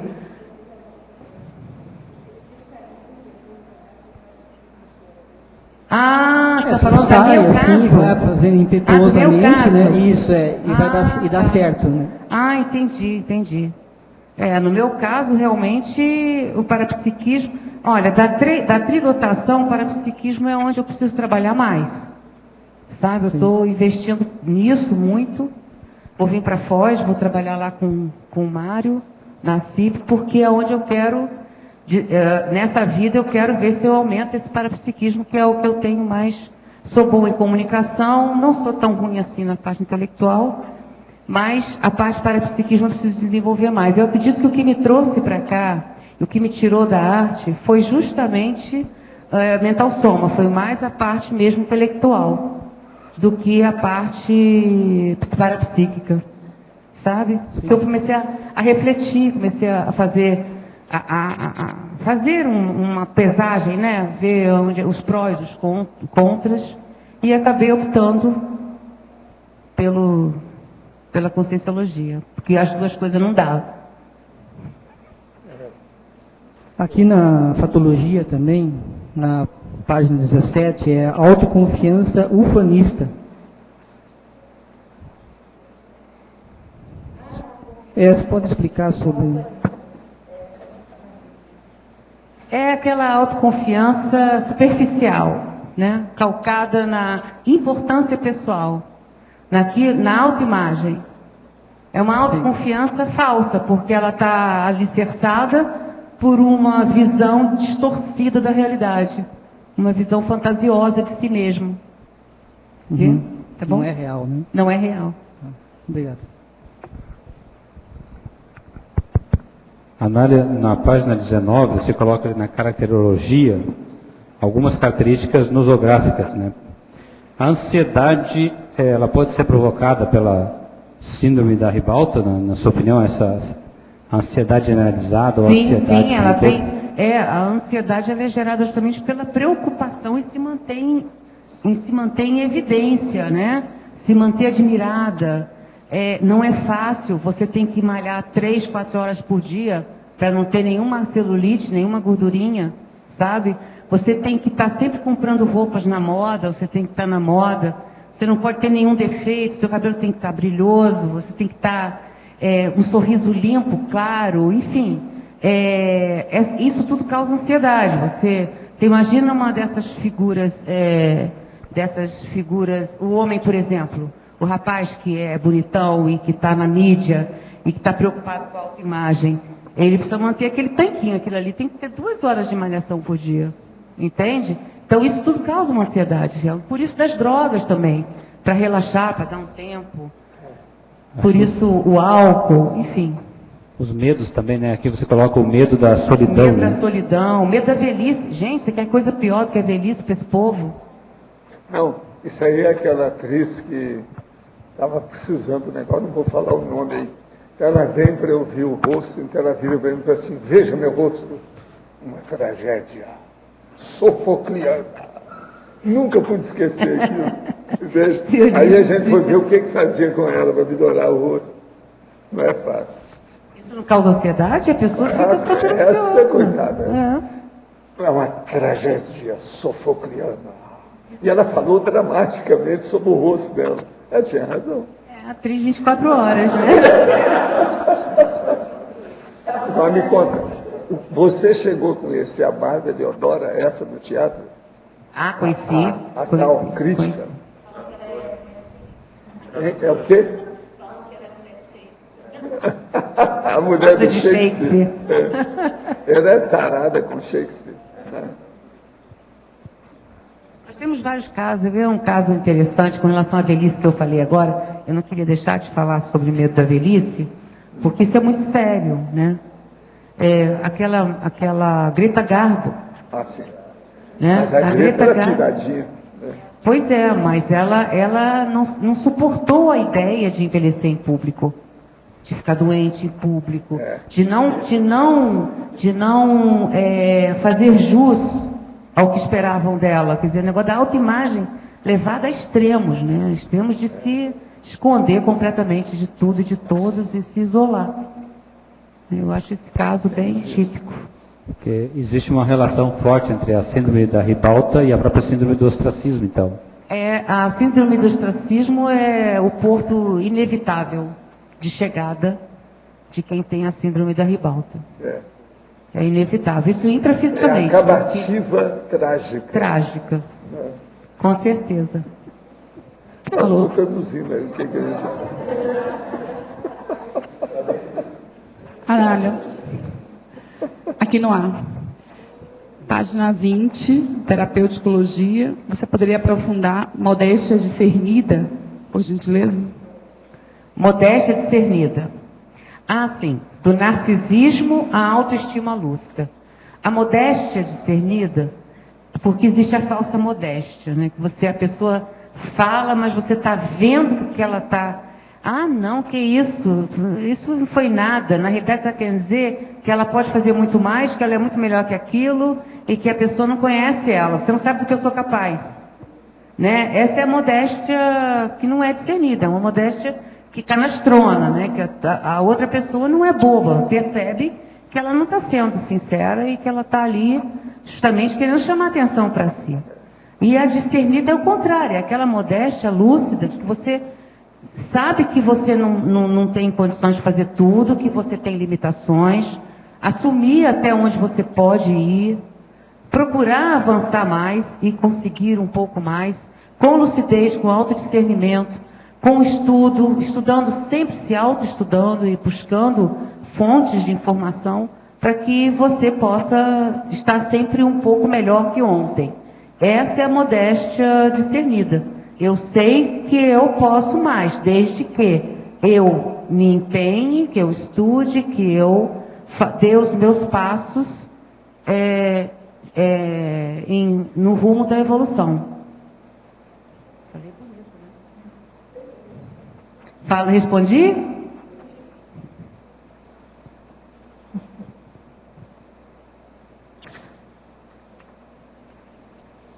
Anália, em fobiologia, na segunda linha, é a fobia de ser esquecido ou ignorado.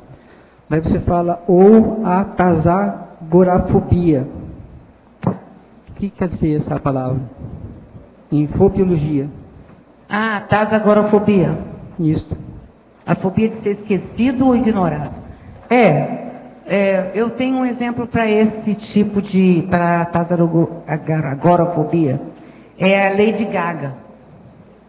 Você já reparou como é que a Lady Gaga faz tudo para se manter na mídia? Ela tem essa fobia, porque ela não quer ser esquecida nem por um segundo, nem por um mês. Né? O trabalho, ela tem uma equipe, isso é verdade, ela é muito inteligente, essa moça, não é boba. Ela traçou um rumo, eu vou ser isso, quero fazer isso, eu vou cantar lá naquele teatro, lá no Garden, não sei das contas, e ela se estruturou para isso, se organizou para chegar lá. Aí, o que ela fez? Mas para que eu consiga continuar, porque ela quer parar, ela já falou que quer parar cedo para poder tocar a vida dela para outra vertente, outro viés, ela tem uma equipe que mantém ela na mídia diariamente. Entende? Então, é aquela preocupação de não ser esquecida nunca. A Lady Gaga você pode comprar a revista que for, o jornal que for, ela está lá. Ela está na mídia. Isso é um trabalho de uma equipe que ela tem, que não permite que ela saia da mídia. Agora, no caso dela, é intencional, é uma coisa consciente, lúcida, que ela está investindo nisso. Agora, os outros não. Quem tem a síndrome da ribalta, que não é o caso dela, faz diferente, né? Faz qualquer coisa para continuar na mídia e tem um medo danado de ser esquecido. Por quê? Se for esquecido, ela vai ficar sozinha. É o medo da solidão, as duas coisas estão relacionadas. Sim. Tá, obrigado. Agora, você falou uma coisa que ela falou que quer parar e tal. Essa conversa eu já escutei no meio artístico. Né? Ah, não, quero... Uma vez... Quem é que estão falando? Qual que é? Ela está falando da Lady Gaga, que é uma cantora. Não, essa é pirada. Piradinha, pois é. Mas aquilo ali é intencional, viu? Aquilo ali não é... Mas ela é mal assistida. Ah, com certeza. Porque há anos atrás, teve um artista que falou para mim, assim, não, porque meu sonho era ter um emprego normal, uma casa normal mesmo. Tal. Eu, assim, acho que em poucos anos, isso tem, deixa eu fazer aqui os cálculos, tem uns 10 anos que eu ouvi isso, conversa. Não, tem uns 16 anos atrás que eu ouvi essa conversa. Continua na mídia, não vou falar o nome, mas continua firme, ele falou tranquilo. que o sonho dele é parar, ele disse quando? Né? Não, meu sonho era ter... É sonho, fantasia. Né? Sonho é para não realizar, né? Sonho é para não realizar. Quando a gente fala assim, eu tenho um sonho, significa eu sei que eu não vou fazer, né? Vou fazer uma pergunta. Professor, eu queria fazer uma pergunta sobre o verbete dicionário.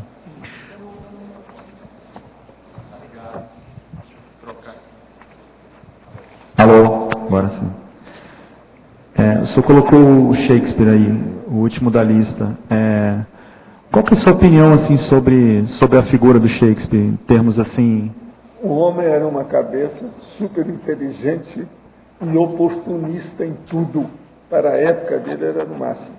Agora, o povo fala que muita coisa não foi ele que escreveu, porque ele aproveitava tudo que havia na ocasião. Mas ele tinha feeling para o processo de palco, de teatro, de apresentação, o acting.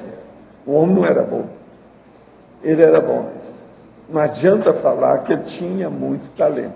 Esse oportunismo que o senhor citou aí seria pejorativo? As coisas todas que ele fez, né? Tem muita coisa. Ele fez tudo, já disse tudo pensado. Ele era muito inteligente para ver o apriorismo das coisas dentro do oportunismo da época. Ele tirou proveito disso. Agora, você olha nessas coisas todas que tem por aí afora, em matéria de idioma e literatura, o Shakespeare representa mais o inglês que qualquer outra pessoa com qualquer outro idioma. Isso é um fato. Isso é seríssimo a gente pensar nisso. O homem tinha uma cabeça, era muito inteligente. Tem gente da comunidade nossa relacionada com... Tem muita gente aqui. Muita gente. Mas que os artistas aí que dominavam essas coisas todas, né? Você sabe como é que é. Uma outra coisa. Nós todos somos pré-serenões, estamos caminhando para ser desperto. Desperto nós vamos ser semiconscientes e vamos chegar aos evoluciólogos. Vamos ser evoluciólogos. Evoluciólogo precisa de duas coisas básicas. Uma eu vivo falando há muitos anos, que é o problema da advocacia. Quanto mais ele entender de direito, melhor para ter uma conceituação a respeito das personagens. Mas a segunda, essa aí eu falo pouco, porque todo mundo aqui já participou disso de algum modo, mas é preciso agora de amadurecer do jeito que a Anália está fazendo, que é o processo do acting, a interpretação, a performance. Por quê? Vocês viram o que ela fala aí, o jeito dela? Ela conhece as reações das pessoas. Ela tem uma avaliação, querendo ou não, do conscienciograma, mesmo sem ter lido o conscienciograma. Por quê? Ela já interpretou aquilo, ela sabe como é que as pessoas reagem, ela vê o que é. Por exemplo, no caso dela, você deve olhar para um filme desse aí, um canastrão, aquele é bom, aquele lá está roubando a cena daquele. Ela sabe tudo isso. Tem que entender de gente, não tem? Tem que entender de pessoas para você ajudar na evolução. Então, por exemplo, ela, com tudo isso, os artistas de modo geral, é isso. Se ela era mal com os processos dela, o que ela não fez com o livro, aí o processo da síndrome do estrangeiro, tudo isso. Olha o modo dela observar. Isso tudo é o caminho. Nós estamos caminhando para a evoluciologia. A Nália é a mesma coisa aí com o processo. Entende? É aquela, vamos dizer, aquele viés, aquela vertente, que já foi escolhida, que a pessoa está seguindo praticamente o instinto dela. Você está vendo que a Anália fala que ela não tem o parapsiquismo, que aquilo é ela, é o processo dela, o que ela estudou, mas não é isso. Ela tem o parapsiquismo aí, só que ela ainda não admitiu o problema de ter o parapsiquismo instintual e técnico, simultaneamente. Você tem que casar as duas coisas, é o que falta. É o que aconteceu com a Malu, quando ela chegou lá na minha vida, aí, com as coisas todas, lá, o nosso problema do centro da consciência contínua, é a mesma coisa. A mesma coisa com a Maria Ângela, por exemplo. Aí. Você está entendendo? Mesmo jeito. Agora, o que se passa? Certas pessoas que são bons advogados, que já entendem bem do assunto, no trato com o povo, e o ator também, que sabe interpretar as reações das outras pessoas, ele já tem meio caminho andado para a evoluciologia. Entendeu o que quer dizer? Todo mundo vai ter que passar por isso.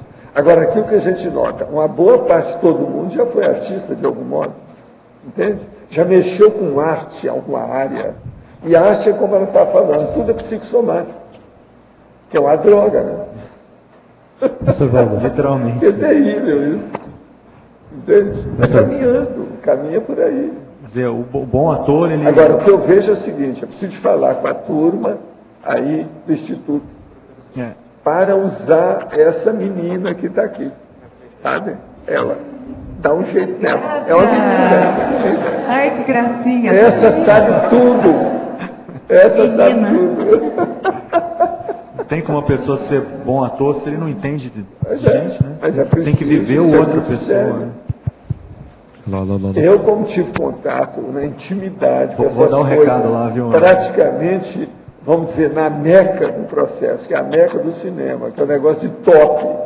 E vi lá, durante boas temporadas, o negócio todo lá dentro. Entende? Outra coisa, era isso que os amparadores falaram para eu ir para entender, para aprender o negócio. Eu hoje entendo. Não sou como ela, que falou assim, não. Eu cheguei, mas não tinha a conscienciologia, não. Lá eu cheguei sabendo da conscienciologia. Você está entendendo como é que é? Outra coisa, participei das festas, das parties, aquele negócio todo. Problema lá de dentro. Para ver como é que era. Vi o processo de filmagem, acompanhei a opção de coisa. Tive aula com os FEGs para me ensinar o problema de maquiagem, o que é, como é que eles reagiam. Tudo lá dentro. Gente especializada em tudo isso. Aquilo me ajudou demais. Olha, esse do evoluciólogo que o senhor colocou aqui, tem o acting, mas tem faz parte também o diretor, né? Agora, o melhor dirige o da elenco. história é que eu vi isso. Depois, eu fui para o Japão e comecei a ver o kabuki, o teatro kabuki, através dos homens. Que lá eles fazem o papel de homem e de mulher. E vi logo em seguida o takarazu, entende? Que é o das mulheres. Que as mulheres faziam o papel de homem e de mulher. Agora, veja, gente maravilhosa em matéria de inteligência, de beleza, de apresentação, de força presencial. As mulheres de Takarazu, lá de Tóquio, era de tirar o chapéu. Foi das mulheres mais bonitas que eu vi. Entende? Agora, veja, quando eu saí de lá, o Sakurai Inês pedia para elas me dar retrato com dedicatória. Eu trouxe e coloquei no meu consultório em Copacabana. Um cara chegou lá e roubou a opção, eu levou as fotos também. Nunca mais eu vi as fotos das outras com dedicatória no meu nome, para mim, tudo bonitinho. Acabou tudo. Tudo é Takarazu. Ele é o máximo. Agora, veja, é o tipo do acting, o problema do drama, do teatro. O kabuki, por exemplo, é aquilo, são séculos. Takarazu é a mesma coisa, século. É um tipo deles. Agora, comparando aquilo com Hollywood, vendo a situação como é que é uma loucura. Agora, por isso que eles falam que a meca do cinema mesmo é Hollywood. E agora, vamos dizer, a Bíblia do processo era o Stanislavski, lá que você falou, esse é o maior. O Brecht era piradão, ele tinha a opção de pôr operário. Entende? Esse povo todo é o melhor. É o mais utilizado hoje. Stanislavski sabe por quê? Porque é mais a fácil. teoria dele. É mais fácil, né? É mais fácil. Mais fácil. O seu é o mais difícil. Por isso que eu falo, ela seria boa lá, dar umas aulas para tudo. Vou transmitir o recado lá. Pois é. Fazer um treinamento docente lá, especializado. Chupa o sangue danado. Tá certo? Vale a pena. Professor Walter, ela é boa. aqui no ar. O senhor comentou ali a questão da evoluciologia e o direito e a interpretação, o senhor diria que seria outra questão? A questão para chegar na evoluciologia, o direito e a interpretação? Você tem que saber muitas reações das pessoas. Agora, quem já representou, ou quem é histriônico demais naquilo que faz, conhece mais. Por isso que eu falo, por exemplo, um professor ou uma professora que tem um bom histrionismo, um nível elevado, espontâneo, da própria índole, que a pessoa já mexeu com isso em vidas passadas, é o melhor professor que tem. Existe aquela questão do teatrão interassistencial que é feito, né? Mas esses são os canastras, você está entendendo? É o canastrão. Mas tem muito disso. O que tem de canastra não tem no gibi. Atores de teatrão. Mas existe também aquela ideia do teatro extrafísico para interassistência, né? É lógico, por exemplo, todo mundo aqui, aquele negócio da pré-intermissiologia, todo mundo vai precisar disso. Na hora que você vai fazer a interlocução na baratosfera, como é que vai ser? Você tem que se expor lá dentro do processo. E outra coisa, você tem que fazer a transfiguração, que é justamente do ator. É o que eu faço. Por exemplo, o que eu fiz lá com meu avô foi isso. Eu voltei a ser aquele menino, que era o neto dele, para ele saber quem era. Porque senão não fazia rapport. Ele não ia saber quem é. Aí a hora que eu mostro, vejo o que é, aquilo mexeu nele. Ele que estava 22 anos totalmente pirado lá, caiu em si. Viu quem era, saiu para me abraçar, velhinho. A cara era a mesma, tudo do mesmo jeito. Eu fiquei impressionadíssimo que o bigode dele era espetado, bigode branco. Você está entendendo? Os pelos, tudo espetado, do jeito que eu vi antes dele dessomar. Estava do mesmo jeito, 22 anos depois. Por causa do psicossoma, situação, tudo igual. Então, isso é impressionante você pensar na coisa dessa. Essa é a grande importância, então, da interpretação no resgate interassistencial. Você dominar esse processo. A interlocução entre o assistente e o assistido. Isso, então, é uma cena teatral, uma cena cinematográfica, é uma cena de interpretação seríssima. Senão não vai. Lembra do que é que eu falo da minha mãe? A hora que ela dessoma, começou a trabalhar com aquele povo, que tinha que tirar lá tudo gente antiga que tinha relação com ela, presta atenção. O tal mal é que me ajudava nisso. Então ela chegou para mim, o caso mais sério foi esse, para eu ver um cara de muitos séculos que me conheceu. E eu tinha uma certa ascendência moral sobre ele. Então ela falou assim, esse aqui é o fulano. Vê se você muda e transfigura e aparece lá. Então eu fiz a performática, chego lá e falo para ele, mas foi um sucesso. Na hora o cara mudou. Agora, quanto tempo isso antes, ó? E ele foi encaminhado. A minha mãe falou assim, meu filho, é uma pena que você não esteja sempre aqui comigo. Entendeu? Eu fora do corpo. Porque na própria questão de retrocognição, você analisa essas interlocuções que você tinha naquela época com os outros. Não é isso. Ali você tem o nome, a apresentação, o modo de falar, a linguagem, o idioma. Tudo isso vale. Eu sei disso, que eu já fiz isso muito fora do corpo. Eu sei como é que é a situação. Agora, eu fiz isso como Zé, fiz tudo quanto é jeito. E nessa vida projetada. E por isso que o senhor fala, então, no caso da Anália, a importância de entender toda a nomenclatura que envolve... É uma pérola negra, rara e cara. Não é todo dia que aparece uma pessoa igual ela aqui.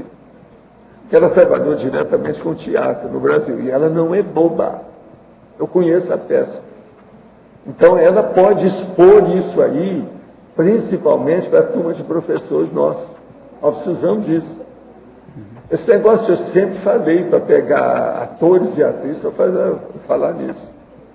Lá no Centro da Consciência Contínua aparecia muitas atrizes, muitos atores, mas tudo aparecia para a gente tratar. Era um problemão. Não dava para fazer, muitas eu quis encaminhar, gente da televisão, tem um monte delas.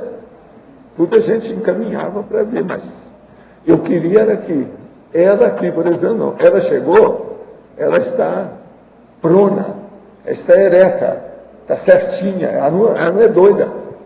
Porque é muito artista doido. Estava trabalhando danado. Você sabe como é que é, né? Okay. Agora, ó, nós queremos mais aí uns 200 verbetes da sua parte, tá certo? Foi o máximo. Os nossos comerciais, por favor. Obrigada. As pontuações da tertúlia de hoje foram 80 assinaturas no livro de presença, 25 perguntas presenciais e 14 perguntas respondidas online. Hoje temos 5 recados. Natália, CP3, Stand, Igor, segundo Congresso Internacional de Autopesquisologia, Neida, Simpósio da Parapedagogia, Bárbara Apolônio de Tiana, Marguei, curso de Esperticidade. E antes, os amigos da enciclopédia. Boa tarde a todos. Estou aqui com o recém-lançado Manual de Verbetografia da Enciclopédia da Conscienciologia, organizado pela professora Rosa Nader. Esse manual ele é essencial, ele é importante para quem escreve verbete, para quem quer escrever verbete. Então nós vamos sortear 3 unidades durante o mês de outubro. Então quem assinar o programa Amigo da Enciclopédia durante o mês de outubro, seja uma renovação da assinatura, uma nova adesão, vai concorrer a um exemplar desse manual aqui. Então é muito fácil fazer a sua renovação, a sua adesão.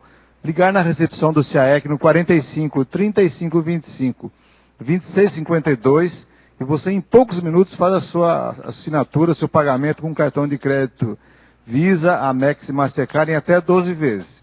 Ou pelo site também www.enciclopediadaconscienciologia.org, você paga com cartão Visa em até 12 vezes. Boa sorte a todos aí. Olá, eu queria convidar a todos vocês a participar do SP3, que será 19, 20 e 21 de julho do ano que vem, de 2013. A gente está com bastante antecedência, estamos esperando a presença de todos vocês. Vai ser aqui em Foz do Iguaçu, no Hotel Rafaim, e temos umas promoções bem interessantes de 25% de desconto para as pessoas que conseguem se organizar com antecedência. Então, se vocês quiserem já fazer a inscrição, a gente tem, na Simbex, tem montado um stand no novo salão de eventos durante o dia todo hoje, né? E se não, também pode enviar um e-mail a scp3@asimbexis.org. Obrigada. Boa tarde, pessoal. A gente queria fazer um anúncio, que é o lançamento do 2º Congresso Internacional de Autopesquisologia. Este congresso ele vai ser realizado nos dias 15, 16 e 17 de novembro de 2013, ou seja, nós estamos aproximadamente há 11 meses desse evento.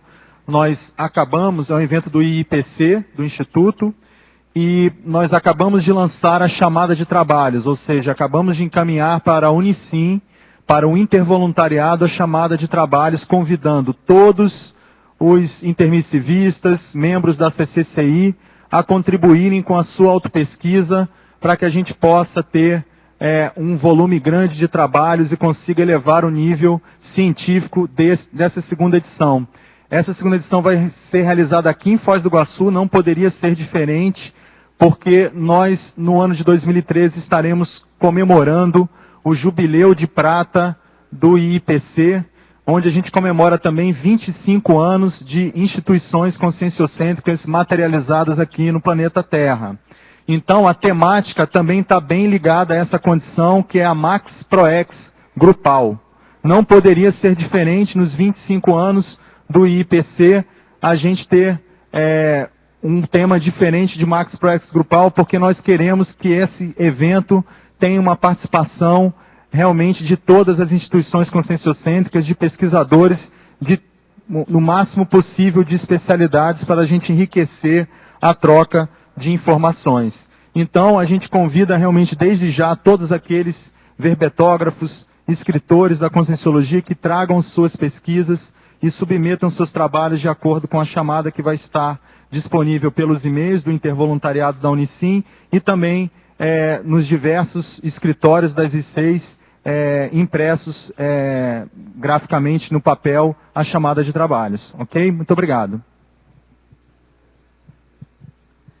Boa tarde a todos. Estamos aqui para convidá-los a participar do primeiro simpósio de parapedagogia que é promovido pela Reaprendência. Este é um evento que acontece todos os anos, né? Na Semana de Reeducação Consciencial, que acontece em outubro. Então, a programação que eu vou destacar hoje é a segunda mesa de debates. Na verdade, esse evento vai ter 2 conferências e 4 mesas de debate. O destaque é para a segunda mesa. Estarão apresentando seus trabalhos os formandos, cujos temas serão autoenfrentamento na formação docente, autoexperiência na pré-aula de conscienciologia, docência conscienciológica através da inversão existencial, entre outros. Também chamamos a atenção para uma oficina que vai estará fazendo parte dessa Semana da Reeducação, que inicia amanhã, aliás, inicia na segunda-feira, né? E é uma oficina de produção de atividades parapedagógicas que vai durar 3 dias, são 3 aulas por dia. Então, o tema que vai ser abordado vai ser oficina para a produção de atividades parapedagógicas.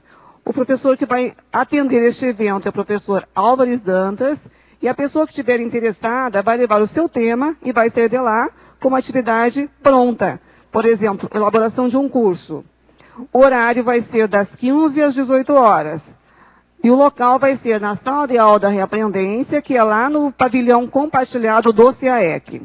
O preço promocional é de R$ 70 e as inscrições deverão ser feitas na recepção do CAEC. Se houver dúvidas, maiores informações pelo telefone 3525-2652. Participem, estão todos convidados. Oi, gente, boa tarde a todos. Eu vim convidar vocês para o curso Apolônio de Tiana. Esse curso vai falar sobre a vida do filósofo, sobre seus escritos, sobre o mito de Jesus Cristo, seu legado, enfim. O curso vai ser bem completo e vai será ministrado pelo professor Jarbas Paranhos. Esse curso é da CIP e ocorrerá no dia 4 de novembro, agora de 2012, tá?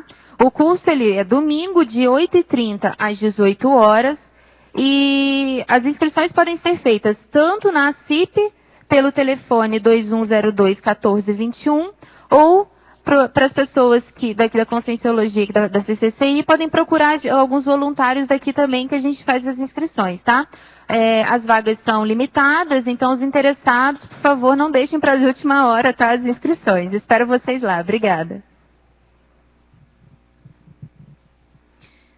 Olá, boa tarde a todos. Eu estou aqui para divulgar o curso Desperticidade, que vai acontecer agora no CAEC, dos dias 26 a 28 de outubro. É um curso de campo com 3 EPICONs, o EPICON Moacir Gonçalves, a Marina Tomás e o Rui Bueno. A pergunta básica é a seguinte: a desperticidade, ela está nas metas para você nesta vida? Você já planejou em quanto tempo pretende alcançá-la? Então, o curso de esperticidade, ele vai trazer algumas ferramentas que podem contribuir, né, no seu alcance da desperticidade. Vão ter campos para ampliação da autopesquisa, visando a reflexão, debates, e além disso vão ter campos para desbloqueio encefálico, exercício de expansão energossomática, energoduto interassistencial. Então, são várias atividades que vale a pena, quem tiver interesse na desperticidade, começar a participar, né, dos cursos que podem contribuir, trazendo mais ferramentas ainda para a pessoa alcançá-la. Ok? Mais informações na recepção do CAEC, telefone 3525-2652, do dia 26 a 28 de outubro agora. Aguardamos vocês. Obrigada. O verbete da manhã é renúncia cosmoética, especialidade anticonflitologia. Autora, professora Adriana Chalita. Obrigada e boa tarde a todos.